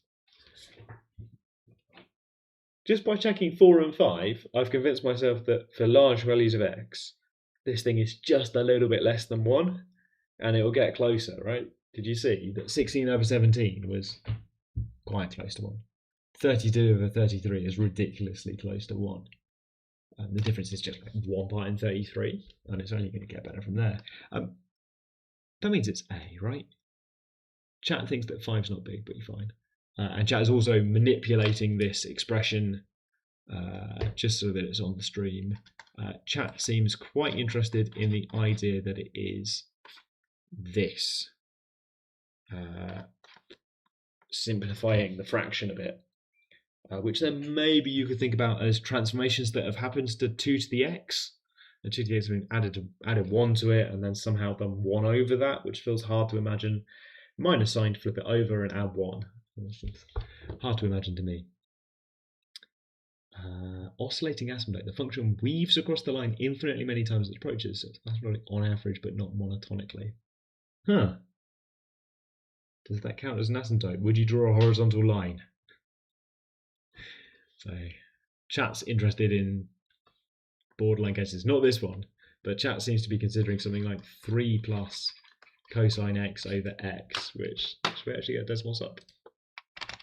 Why not, right? Why not? So chat seems to be interested in stuff that oscillates, but in a decaying way. Well, it's pretty bad at 0. 0 seems pretty bad, but for large values of x, like 14, this thing's getting pretty close to 3. And then I think what chat wants to know is, do they have permission to draw the line y equals 3 in a dashed line? I think you can draw that dashed line if you want to. I think you're communicating something interesting about the function, namely that it's about 3 over there. Looks true. No one would stop you drawing dashed lines if you want to draw dashed lines. Good. That's reminded me that I need to press that button. Good. And then chat's immediately trying to remix that. I think we've got A as our answer for this question. I think it is an increasing function, which is not obvious. But I think for large values of x, it's pretty close to 1, a little bit less than 1. You might also like to think about very negative values of x, where for very negative values of x, 2 to the x is even easier to think about because it's just really close to 0. So you have in the numerator something that's really close to 0, and in the denominator something that is really close to 1. It just feels like 0 over 1, right? It feels like 0. Really small when x is extremely negative. So either case there I think is helpful for eliminating options. We're going to pick A, aren't we? We're going to pick A. Good. Okay. Good graph sketch. If you haven't sketched a graph like this before, you might like to, in Desmos, just chuck that in with some numbers, or try working out more values and joining the dots. This graph that goes from 0 up to 1 and smoothly switches on from 0 to 1 is something that might be useful if you want to model, I don't know, a neuron that's being activated over x. You're doing some mathematical biology and you have x along there, and a larger value of x you would like this thing to activate, to switch on, but do it smoothly. And then, because mathematical models of neurons have really caught on in recent years, you can get a long way with that idea about how neurons behave. Is the y equals 0 asymptote? Yeah, often people don't draw the y equals 0 asymptote because it would be on top of the x-axis. So people just don't bother, which, like for the 1 over x curve, do you draw a dashed line along the axis? You never have to. No one is doing it. It's not a law that you have to draw these things, but you could, and then it's really hard to see. Personal preference, I tend not to draw lines that I can't see. But, some people would like to always draw asymptotes. Each their own. Right. Yes, okay, right. People voted for this, so we should talk about it. So this is a question about f of x equals g of x. It took me quite a long time to work out what that last sentence means before the options A, B, C, D, E, F. Let's read it together. Find the set of values of Q and R. Okay, so we're going to do like some values of Q and R, but it's the set of like the pairs of those values. I think find the set of values of Q and R. So set of values of Q, that's not separate, right? That's not separately the set values of Q and the set values of R. I think it's the values of Q and R together. There's some relationship. What do we want? So we want everything we need to say about Q and R to guarantee. So we're looking for necessary conditions on Q and R to guarantee the greatest number of distinct real solutions. Oh my goodness, the greatest number of distinct real solutions. Greatest in what sense, right? Like for any value of Q and R, won't I just get some value of the number of distinct real solutions? Answer no, but hold that thought. Of the equation, right? So solutions of what? Solutions of the equation f of x equals g of x, and then it says for all p. And I've really lost the train of the sentence, the train of thought of the sentence at that point when it says for all p, full stop. At first I thought that the question said the greatest number, as you change p. So finally, changing, I was imagining finding Q and R, like which values of Q and R will make sure that you get the greatest value of solutions as you change P, to be 3 or something, but there's no value given for what we want that greatest number to be. It took me a while to realise that they want the greatest number of real solutions as you change P to be independent of P, to be constant, because they want to guarantee that you get that greatest number of solutions. I think that's so hard to unpick. It's so hard to unpick that you want, what does guarantees mean here? And I think guarantees means no matter the value of P. It does end for all P. So there's this idea that the number of real solutions is guaranteed to be the greatest it could be, no matter the value of P. So guarantees for all P is not a structure I've seen before. I'm not sure it's a structure that I would use myself, but guarantees X for all P, I think means that no matter the value of P, you always have X. And that took me ages to work out. Parsing these statements is often tricky. Okay, but there is a suggestion in chat. Right, there are 2 suggestions in chat. Let's put the screen. So one of them is the observation that f of x is a polynomial of degree 5. So they think that the greatest number of distinct real solutions is just code for 5 solutions. I think I agree, eventually, that when they say greatest number of distinct real solutions, they mean 5. But it took me a while to get there, so well done if you're already at that just means 5. And kind of the text that's hiding underneath chat right now, I think greatest number of distinct real solutions might just be 5. And then something to do with primes and factorization of 2 squares and a prime. Sadly, x might be real but not an integer. So sadly, we can't stick to these whole number things like primes and factorizations because I'm particularly interested in what's going on between 0 and 1 and between 1 and 2. Look at the options. And they've got values for q there, where x minus q just won't be a prime number because it won't be a whole number. So factorizing polynomials. Anonymous is saying in chat, what if we start by sketching the functions? Probably should, shouldn't we? Should probably sketch the functions.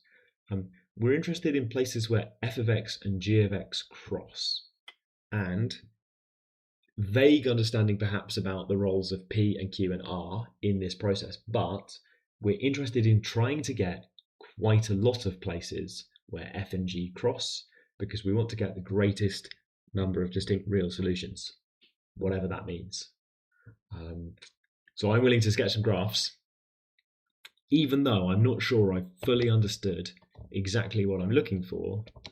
I think I'm willing to sketch graphs of these things and then try and work out what this maximum number of distinct real solution things means along the way.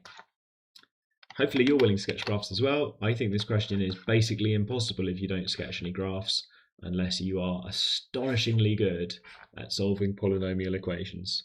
I mean, look at these polynomials, they're really hard, aren't they? Right, so f of x has got a repeated root at 0, it's got a repeated root at 1, and it goes through x equals 2. So which way up is it? When x is large, all of those brackets are positive.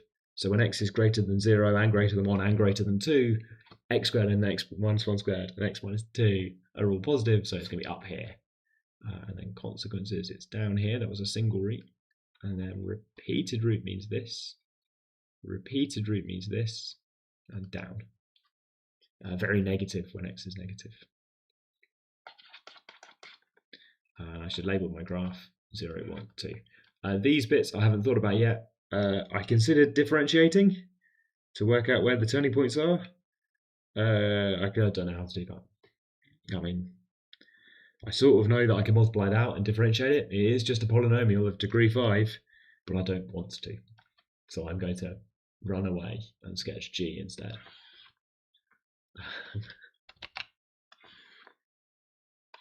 Sometimes it's important to know that you could do a calculation, but you really, really don't want to. Okay, so what's this? Minus p, interesting choice. P could be anything, and they've gone, oh no, they've told us P is positive, so minus P is negative. And then 2 squares, which might not be square numbers, but they are numbers that are squares of other numbers. So those are, the overall is negative.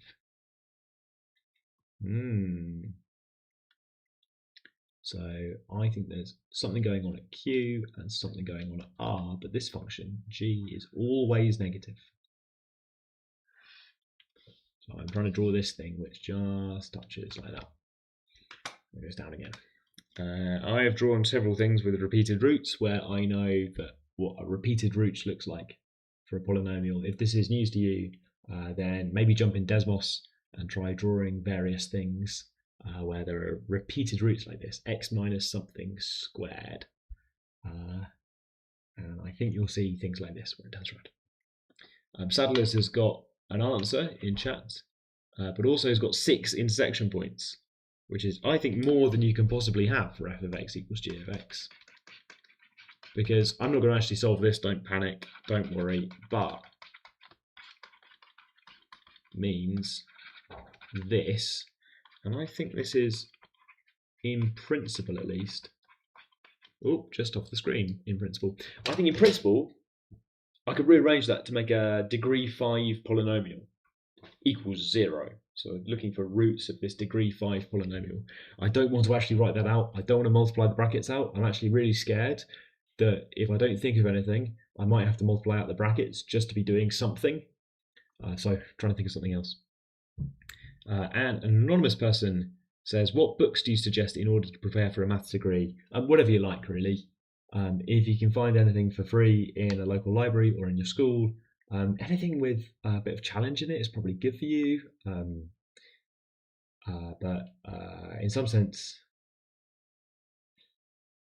the best book would be a book that just had challenging things to think about. And there are some of those. I don't have a particular one in mind, but personally I liked, they gave me a textbook for maths A-level and told me that we were only going to do the maths in the first half of the textbook, and the second half of the textbook would just not be covered in school. We wouldn't have lessons on it, we wouldn't do the exam on it. It was just a bunch more textbook at the back of the textbook that I had to carry around with me. I don't even know if schools still have physical textbooks, but maybe you can guess what I spent some of my time reading. The forbidden knowledge at the back of the textbook. It's great. I learned loads of stuff. There is an Oxford list. I'm not going to say Oxford certified list, which is what it says in chat, but there is some recommended reading. Just, not comprehensive, just some recommended reading in the undergraduate prospectus that we make, which you can find on our website. It looks like this, with this sketchy picture of our building. Sketchy in the sense that it's an artist sketch. It's not a sketchy building. Anyway, you can find this prospectus perhaps if you search for prospectus, Mathematical Institute, Oxford in some order, and that has got halfway down recommended maths reading, which has got just some ideas. This is in no sense comprehensive, and Oxford is not responsible for, other people's books. Not responsible for books written by people at Oxford either. Good. Okay. We've got some recommended reading. It's not reading in the sense like for a humanities degree where they might ask you to actually read a book all the way through. It's just some ideas. Okay. Right.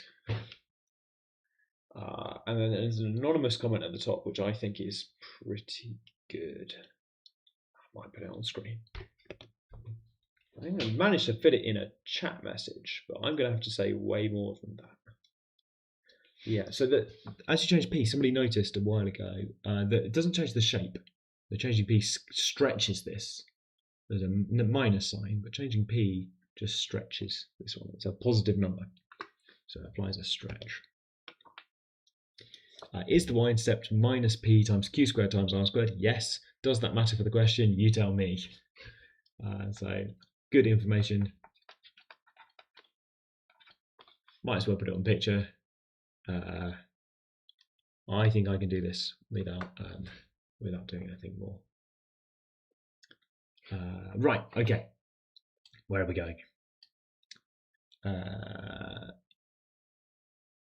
In some sense, the question is, where do you put Q and R?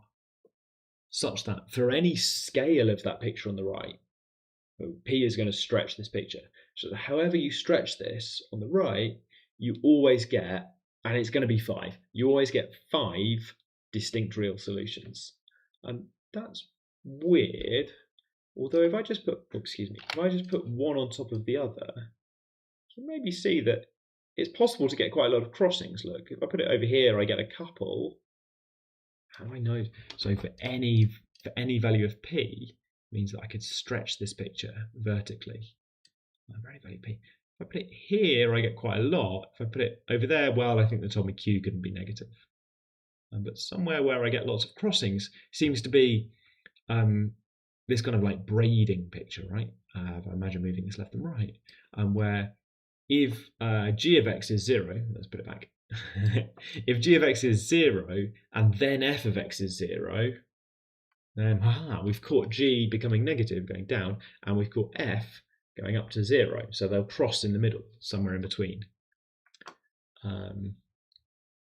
So the crissy-crossy stuff makes me think that if I put q somewhere in here between 0 and 1, and I put r somewhere here between 1 and 2, then I'll guarantee some crossings. Let's find out how many. So if q is somewhere over here and r is somewhere over here, then for any value of p, maybe like this, g of x will come down to some negative value when x is 1, and we'll get a crossing in between, because these functions have changed which one's larger. G is 0 here, f is 0 here, and they're negative when they're not 0, around this bit. And then similarly over here, between 1 and r, I'll get another solution. It's actually better than that, because I'll get a solution coming out here, I'll get a solution where they cross over here, and then there's a chat message which suggests that over here, for any value of p, for any value of q, for any value of r, ultimately, f of x is more negative than g of x. There's a crossing over here somewhere. That's not very obvious. And they're using the fact that when x is very negative, it's the highest power of x that wins, that has the largest absolute value. So if you make x minus 1 billion, then unless p was even larger than that, in which case maybe you should make x minus 1 trillion or something, eventually the highest power wins. Yeah, so I think I should take q less than 1. I think I should take r greater than 1, but I think I want it to be less than 2, because I want this crossing here. Let's see. I think I should take r somewhere between 1 and 2, so that I can guarantee, if r is between 1 and 2, I can guarantee this crossing, and I can guarantee that crossing. And if q is between 0 and 1, I can guarantee this one and that one. I think that's the best I can do in terms of crossings for any value of p. And the question is complicated because for different q and r, this might happen. You might get a bunch of solutions, but it's possible to change p and not get so many solutions. We saw that there are some examples as I was moving the graph sideways where there just weren't so many crossings. And the question asks us for all p, so the only way we can sort of guarantee crossings for any value of p is to have this roots interleaved like this. Okay, so I think my answer is E. No, D, no. C, no, think. B, I think my answer is B. I want Q to be less than 1. They weren't on screen, I got away with it. I want B, I want Q to be less than 1, I want R to be between 1 and 2. I'd be happy with them the other way round, but the question says that Q has to be less than R. So I want kind of Q on the left of the middle root, R on the right at the middle root. And that will do. Goodness me, so facts that we used in this question that are maybe on TMUA questions in the future, let's find out, let's look at this. For large enough positive x, if the degree of f of x is greater than the degree of g of x, then eventually f of x is greater than g of x. So for positive x, it works like that. Largest degree wins eventually in the long run.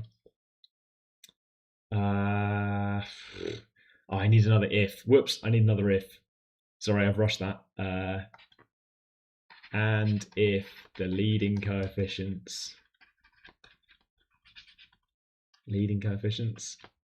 are positive. Oops, in my head they were both 1, I should say. I've become worried about like 3x squared and minus 6x squared. Maybe I should. Minus 6x cubed. Minus signs would flip this. Oh, don't put minus signs on your polynomials. Okay. And then similarly, the other way around, for very negative x, although I'm not going to write it out because then you're going to have to think about whether one of them is like an odd or even power, because they behave differently for negative x on even numbers, so I'm not going to write that out. But another thing that we've used is that a kind of sign change fact. If f of a is less than g of a, and then f of b is greater than g of b for some a, b, with a less than b, then there's a solution in between.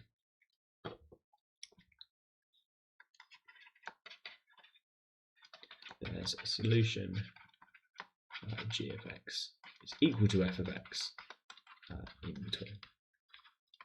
Maybe more than one, but you get one in between. They cross over.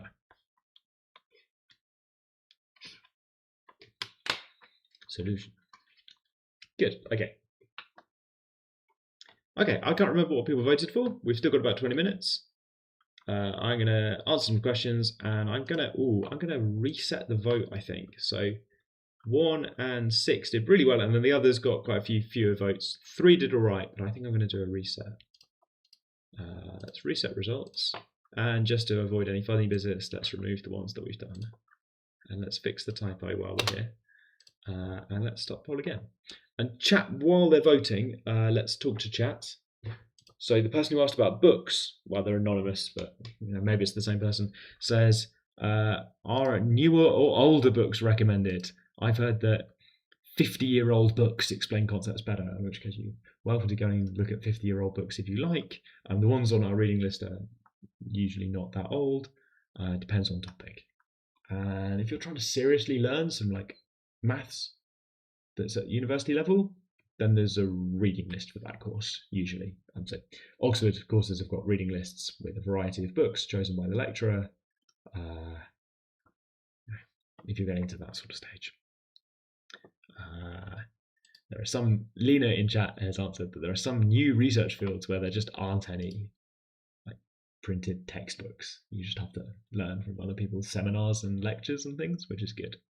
And some people are against reading university textbooks. I think if you're applying to the university, if you're currently in school or sixth form, then most university level textbooks are, it'd be very easy to find something on a topic that sounds interesting, but it's going to assume a lot of stuff unless you go through things in the correct order, in which case you're better off, I think, just waiting until university and then doing things in order at university. I tried to do this a little bit. I found a book and I tried reading it, and it was really slow progress because I didn't really understand what I was doing and I couldn't ask anyone about it, and I struggled through the first bit of the book. And then within my first term at university, we had covered way more stuff and I'd understood it way better.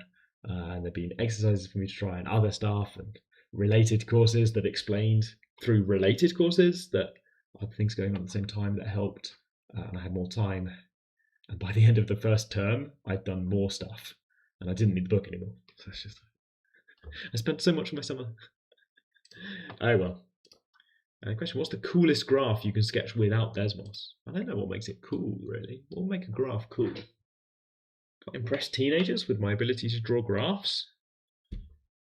Even I am not self-confident enough to think that I can impress chat with my ability to sketch graphs. Right, okay. We did a vote. They're not all teenagers. There are some younger people, there are some older people. Right. What should you do if you think you've discovered something new in mathematics? Try and write it up. In a way that will make sense to someone who can't read your thoughts. This will be good practice for writing things. If you need to use new notation or new definitions, you should also explain those. Sometimes people try and explain maths to me and they've got their own way of like writing numbers in a grid or something. You think, what are you doing? What does this mean? I've seen people who only write numbers on the page and expect me to follow along what the relationship is between the numbers that they're writing, because I would like you to use some words. Yeah. Writing is good practice. Okay, they're voting question 5, which is up here. There's an incredibly complicated graph going on in chat. Good, right. Okay, anything else going on? That's chat. They're voting. Vote for posterity looks like this. About half of the people who have voted have asked for question 5 on my worksheet, and there's a little bit of question 3. So if I've got time, is 3 the sort of thing I could do? Oh, loads of circles. Yeah, we could talk about loads of circles. It'll bring the whole thing back round again to what we were doing a while ago.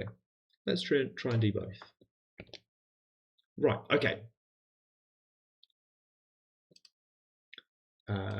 Yes, so I think key thing for me doing this question that's on screen now, which is what chat have voted for, key thing for me was realising that a sequence of translations is not as bad as it sounds. So you do a translation and then do another one and then do another one and then do another one, but at the end of the day, you're just shaking the page around, right? You're taking, in this case, y equals x cubed, and you're nudging it, and you think, oh no, up a bit, down a bit, left a bit, right a bit, up a bit, down a bit, right a bit, up, down a bit, round a bit. At the end of the day, all your left and right stuff is totally separate from your up and down stuff.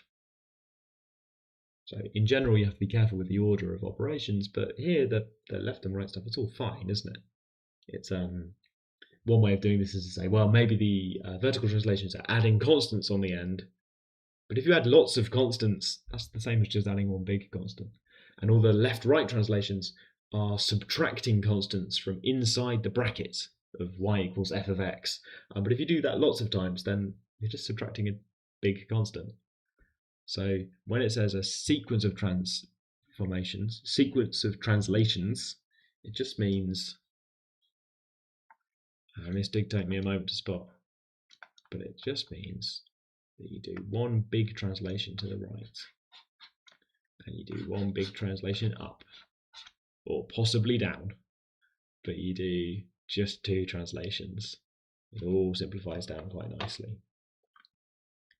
which means in general, that maybe this was made by doing, you know, lots of like up and down and then left, right, left, right, left, right. But all of that, when all is said and done, is just translation across and then down in that case. So this means that we can write it y equals f of x transformed to y equals f of x minus a plus b. While I'm here, has anybody explained to you why it's minus sign here for the x translation and plus sign here for the y translation? Why is it not consistent? Why isn't it the same? The answer is that it is consistent. It is the same. It's always minus signs. And the way you realise this is you realise that it would be nicer to write out this. For your translation, to move the b onto the left. So then it's always minus signs, right? Is it x changing to x minus a, or is it y changing to y minus b? But they now have the same rule, right? But you replace the variable, either x or y, with x minus the amount you've translated by. And I think what I've done there is I've taken 2 things, one of which is hard to remember, and I've made both of them hard to remember by making them look the same. Good eye.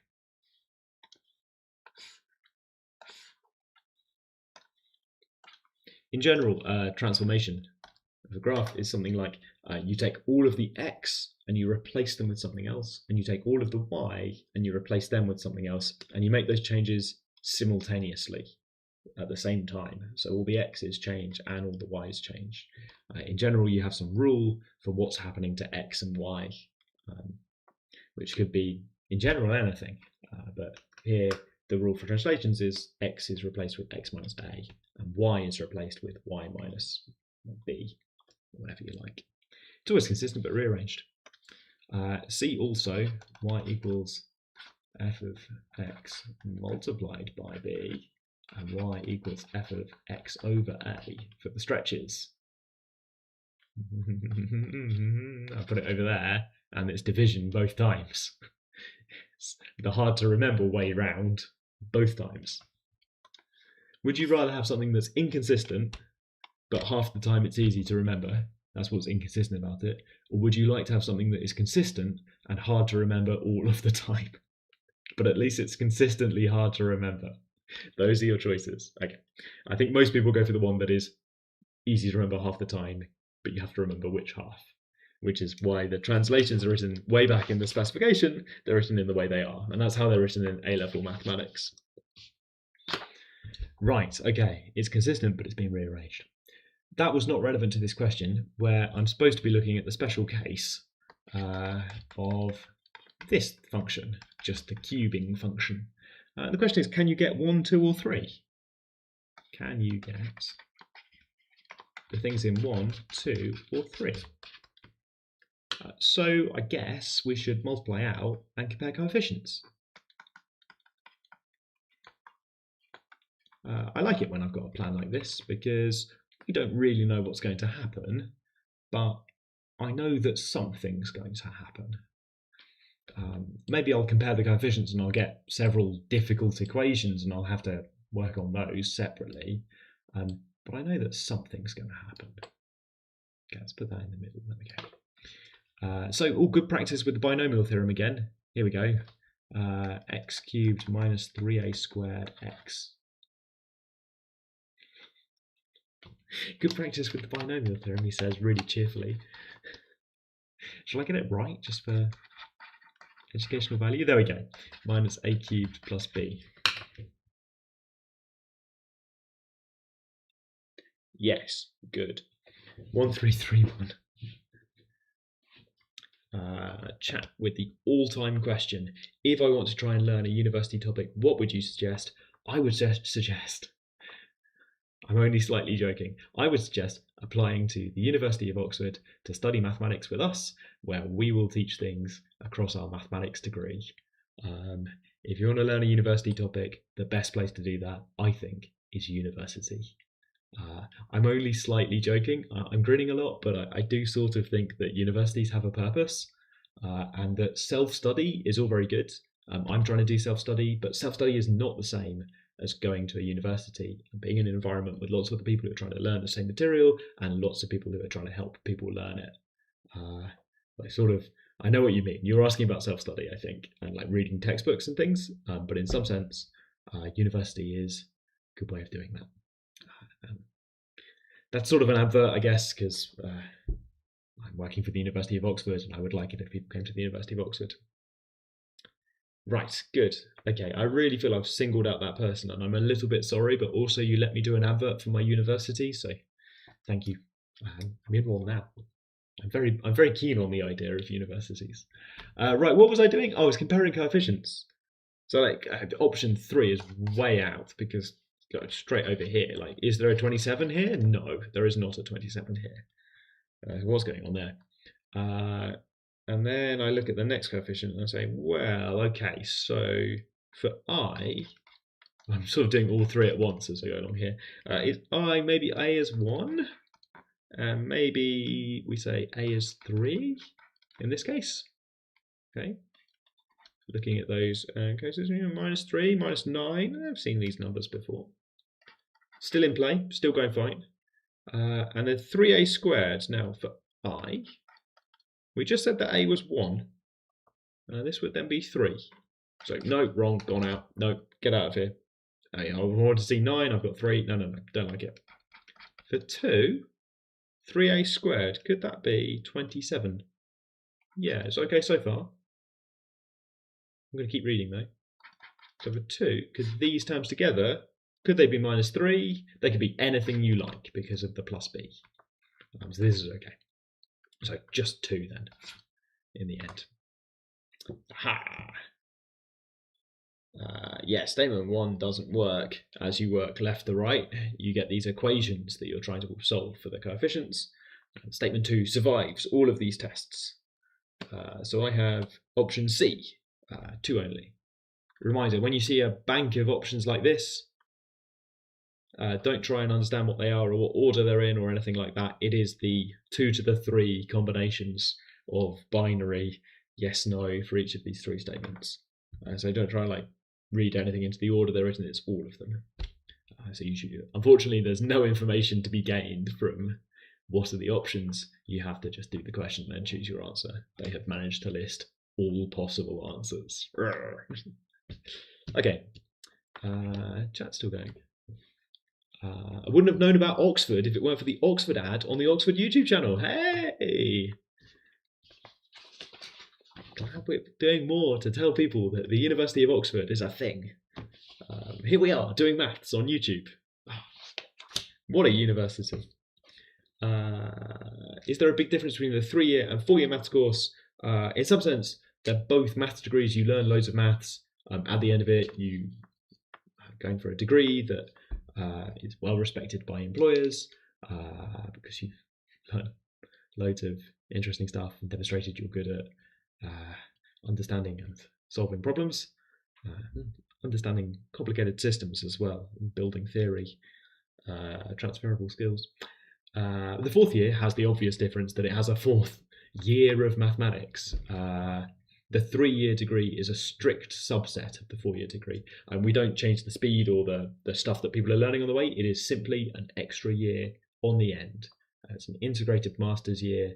People who stay for the 4th year are studying for a Master of Mathematics by doing those 4th year courses at the end of 4th year. But up to that point, it's the same degree. It doesn't matter to us whether people are going to graduate after 3 years or if they want to stay for the 4th year. Staying for the 4th year is conditional on exam results. But yeah. Okay, we've got some samples to wrap things up, I think. Oh, yes, great question at the top there. Look, what if they added stretches and reflections into the mix? Great question. That is also my idea for the extension activity, which I haven't mentioned in the solutions doc. So on the TMUA page, I'm going to show you the website again. On the TMUA page, if you get the solutions up, so spoilers, but solutions for graphs, for each of the TMUA questions, I've got a little extension idea. So for that one we looked at before with F and G, my extension idea is, in one of the other cases, please could you find the minimum number of distinct real solutions as P changes? Just sort of extra thing to do. And sometimes the extension activities say, if I were using this as the start of an interview question, then next, and then it has something else to do over there. So here's a complicated graph for you to sketch that might be the second part of an interview question.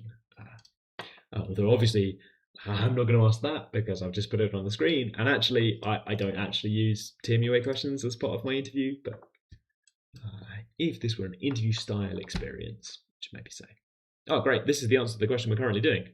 I should stop looking at the answer. It's cheating. I should pretend I haven't already written that, and I should go and do the question. Right, I think we need a full screen. It's going to be tricky to get all of this on screen all at once. How should I do this? I think we'll go there. And that's just about enough to get a sense of what those last 2 graphs look like while still seeing the equation as well. Okay. What if they added stretches and reflections to the mix? Yeah, great follow-up question. I agree, that's the sort of follow-up question we should think about. Can you make the other 2 in that case? If yes, how? If no, why not? We added stretches and reflections. Good. Oh, that's really made me smile. Right, good. Okay. Yeah, I could zoom, but I've done so well over the last few streams to have this look really pretty. And if I do that, it puts black bars on it. That's probably the right solution though, isn't it? Make the text smaller, put black bars down the sides. Here we are then. 5 minutes to go. Sine of x squared is equal to 1/2. Now, in the revision exercises, I gave you a quadratic involving x squared plus y squared, and then a cubic involving x squared plus y squared, and you might have been pleased that I stopped there, and I did not go and work out x squared plus y squared to the power of 4. and then present you all of those terms, right? And say, ooh, what's happened here? Hoping that you would spot that it was x squared plus y squared to the power of 4.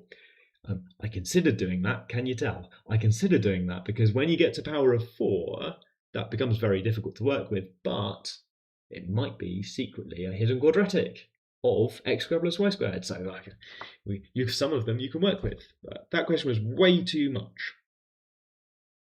So it's not on the revision question. And now here we are looking at something much worse, which is not quadratic, cubic, quartic, degree 4 thing of x squared plus y squared, but instead sine of x squared plus y squared. This question is in radians. X squared plus y squared, we're told, is less than or equal to 8 pi. Gosh. Which means that, yeah, there's some spacing between the circles. So spoiler, these are circles which are x squared plus y squared equals some number. Those numbers are the ones where sine of that number is 1/2, and you know what those are. I'm not even going to draw a picture. I'm not going to write down a table of numbers. I'm just going to point in the direction of the camera and say, you know which values have sine of that number is 1/2. The hard bit is to work out, well, how large are the circles? What's the radius that I should draw? In the revision questions, we saw that x squared plus y squared was either 1 or 2, which meant that the circle either had radius 1 or radius root 2, because remember, x squared plus y squared equals constant. That constant is r squared, the radius squared. So if we want the radius, we're going to do the square root. So that the solutions for the values that have sine equal to 1/2, those values are equally spaced. They sort of come in pairs, right? Because sine is positive for a bit, you get a couple of solutions as it goes up and past and down again. You get a couple of solutions. And then a bit later, sine does that again. You get a couple of solutions with a gap between them. So I think of this as like pairs of solutions with a gap in between. And then 2 more over there, and then some more in the distance, perhaps. One way to do this, I think, is to count how many solutions, how many circles, how many rings of the tree growth do you see? But some of them have got the same numbers as each other, and it's quite fiddly to count, so I'm not going to do that. And in chat, somebody says, PS at the top says, is there a mathematical way to see that the spacing follows a consistent pattern? That pattern is to think about square roots. It's not periodic because things have been distorted by the fact that we're taking square roots. So the values for r squared, the constant here, that has sine of that constant equal to 1/2, those values are equally spaced as, let's be careful. I just showed you they're in pairs, that the pair is equally spaced from the next pair. Ooh, that's hard to explain, isn't it? 2 and then a gap with another 2 and then the same gap and the other 2. Ooh. Yeah, I'm not happy about calling that periodic, actually. But anyway, then the square root comes along and distorts all that quite a bit. Sadler's in chat has counted the circles. Someone's got to do it. Let's split. So I'm hiding them very quickly because I want to show you what happens if I have square roots. So I have values for r squared. I'm also really interested in what the radius is. So in this direction it is r. This is a square root graph. And the thing that happens, so if we have 2 values going in and then 2 large values going in, we need to notice that over here, the square roots differ quite a lot. This is quite steep over here, incredibly steep over here. The square roots differ quite a lot, but then for the next pair, the square roots don't differ as much because the square root graph is slowing down. So this distance is smaller than this distance, smaller gap. So that means we're looking for pairs of circles, doop doop, and then another one, doop doop, where the second pair, smaller gap.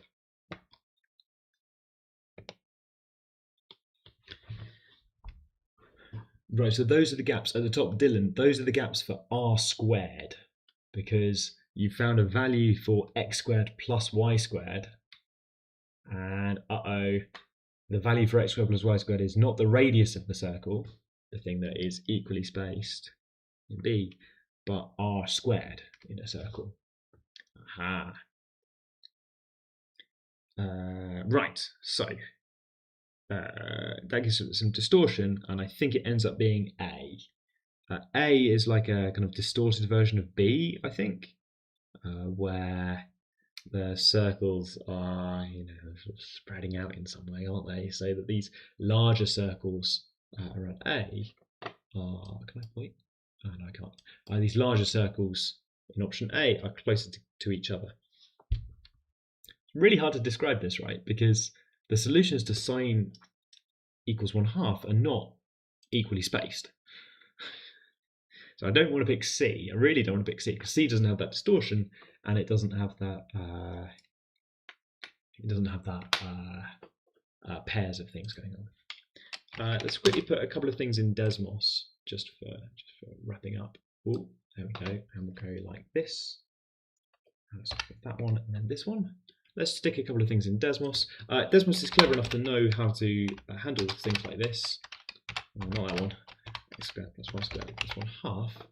So we can draw things like this. It gets a bit confused further away. Let's just zoom in a little bit to make it happier. A tempting graph to draw is to imagine that the values for sine equals 1/2 are the values of the radius, which gives you this picture with pairs. So each pair is equal spaced from the next pair, consistent gap size. Does that look? I think was that option B versus option A, which, oh dear, oh poor Desmos, it's given me a little warning, and it's really unhappy. So I said Desmos can sketch these graphs. Of course, Desmos is based on a computer program, and computer programs can sometimes get a bit worried about small differences between numbers. That's one of the things they struggle with sometimes. It's also something I struggle with. I should be more forgiving, shouldn't I? Okay. So we're going to pick option A, I think. Quite like E. They look maybe supposed to. Would polar coordinates help with this? Not really, because then it would be sine of r squared equals 1/2, and then we've still got to do all of the question. So if you're learning polar coordinates at school, I don't think you learn anything that's very helpful for doing this question, other than if r is constant, then you have a circle, but you know that fact about circles anyway. And in chat, Anonymous says, my school got us to do A-level maths and further maths this year in year 12. I wonder why. Do you think I can learn some uni maths in order to keep learning and not stop? Why would you stop? Do you mean you've done all of A-level maths and all of A-level further maths, and you've done the exams in year 12? What's the plan? What are you going to do in year 13? What are they going to do with you? Do they just make you do like sports or something? I don't understand. I've never heard of a school making people do 2 of their A-levels in a single year. I think maybe you mean you've done some maths and you've done some further maths. Maybe you've sat AS levels in those things, but you've probably still got the rest of maths and the rest of further maths to go. I don't know. It's an unusual question. Good. Right, the black bars are annoying me, so I'm going to zoom back in just for this final bit of chat. There we go. I feel so much better. Right. Your other 3 subjects. Okay, so we're going to get maths and further maths out of the way, and then 3 other subjects. Okay, I mean, carry on. It's like if you get those A star, if you get A star in maths and A star in further maths, then I guess you've seen a lot of maths. I'm not super excited by the idea of having 1 year where you don't do any maths. I think you should probably find some other maths to do. That might look like UKMT challenges. It might look like admissions test questions like TMUA or maths admissions test, or even STEP. If you finish maths and further maths, you've seen enough content to do STEP questions. Maybe that's that right there. But yeah. Does Desmos just break for sine of x squared plus y squared equals 1? That's supposed to be some circles, isn't it? Because sine of value equals 1 should still have some values. But I worry a bit because yeah, it needs to know if it's calculating for x and y. Oh, will it work? It should have some circles. Each pair of circles, as you get close to 1, each pair of circles in picture A merges together into a single circle, because the values on the sine graph get really close together, don't they? You have Sine of 1/2 has two solutions. Sine equals 3/4 has two solutions that are close together. Sine equals 7/8 has two solutions that are very close together. Sine equals 1 has a single one at the top.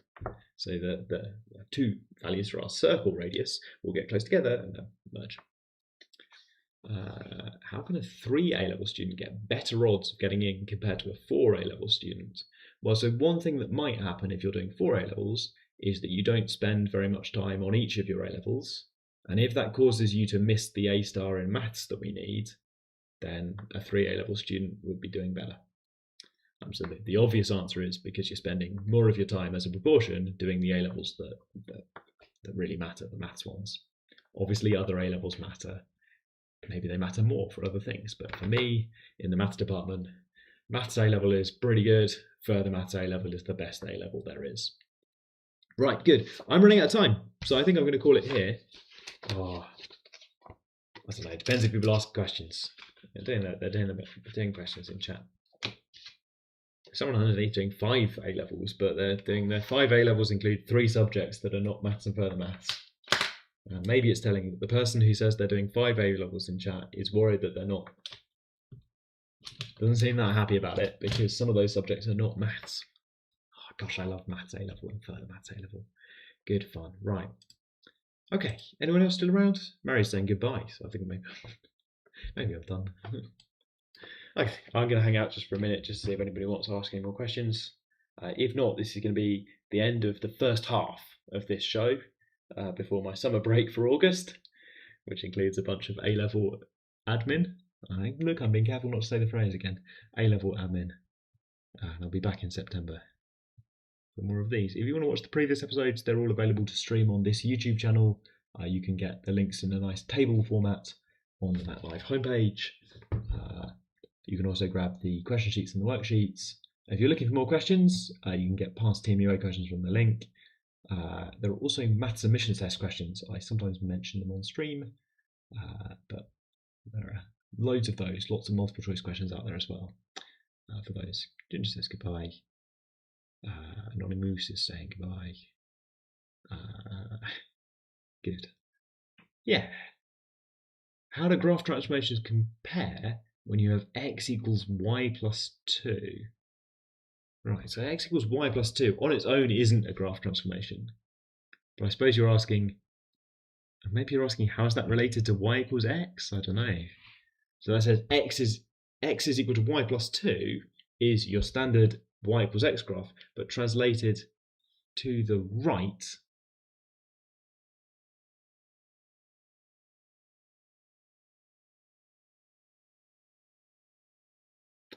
There's two ways of thinking about it. Either translated horizontally or translated vertically. And I've overthought this graph. It's a surprisingly hard question in some sense to say, here's a graph, what's the transformation? Well, it depends where you started, right? So from y equals x to x equals y plus 2, well, x equals y plus 2 looks like this. Y equals x looks like this. So maybe your graph has been translated down by 2 units, or maybe it's been translated right by 2 units. And for this graph, those have the same effect. I guess that's because y equals x minus 2 is the same as y plus 2 is equal to x. So we've either made a change to the x values, or we've made a change to the y values. We've done one of those changes with the others. Good. How much maths do you do? Ooh.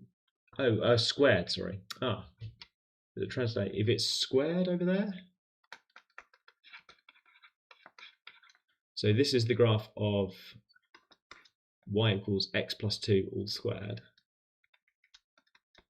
Y equals x plus 2 all squared.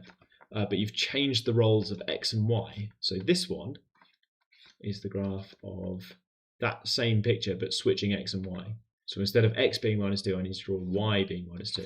And instead of it going up in the y direction, I'm drawing it going up in the x direction. The relationship between these two graphs is a reflection in the line y equals x. You don't need to know this, it's not that important in the grand scheme of things, but to switch the roles of x and y, means to reflect in the line y equals x. And that switches the axes and it switches everything else as well. Okay, when's this next on? This is next on the 3rd of September, which feels like a long way away, but I'm sure it'll come around very quickly. Before then, why not try some other past paper questions or whatever maths you can find? And let's report back 3rd of September. How much maths do you do in the maths computer science course? About half your time. At least in first year, it's about 50% maths. You get a bit of flexibility later on, but in first year, I'd say 50%. And you do the kind of pure abstract half of the maths degree, which in first year at least covers lots of different topics. It's good fun. Options later on make it harder for me to describe what you're doing, but in first year, there's a pretty solid list of topics that you can find. Right, good. Okay, Matt L is doing OCR additional maths at GCSE. Fun. It's a bridge towards it. I think it overlaps with A-level maths a bit. I can't immediately remember which topics are on it, but I don't think they've got that much maths that fits in the gap between GCSE and A-level. That would have to be maths that uses GCSE maths and then is useful for A-level maths, and there just isn't that much of a gap because most people don't do additional maths GCSE qualification, OCR. Freestanding maths qualification is another one. Most people don't do that, so it tends to be sort of harder than GCSE and ends up maybe being quite similar to some of the A-level, sometimes just hard in a different way. I think there's one of them that's got matrices in, just for fun. A bit of number theory, maybe. Do a lot of stuff. Right. Good. Okay. I think I'm going to call it here. Good to see you. Bye. Thank you. Thanks for all the people saying thanks, including Sadler's, PS, Juna, Alec, and Anonymous. I think I've got a end slide for this. Let's do one last one because I'm in a questions mood. Do you still do math competitions at uni? Not personally. Some people do. There exists a sort of competition between universities thing. Some people do these integration bees where they do integrals, but for me, I'd had enough competitions by that point. Right, okay. I don't think you're actually asking me, were you? Right, okay, everyone, take care. We will be back in. Oh, I haven't worked out the hours.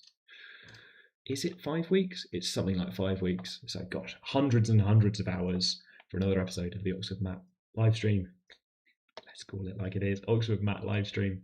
Until then, have a nice evening, have a nice weekend, and have a nice August. And we'll see you on the 3rd of September for a completely different set of streams, more or less. Bye.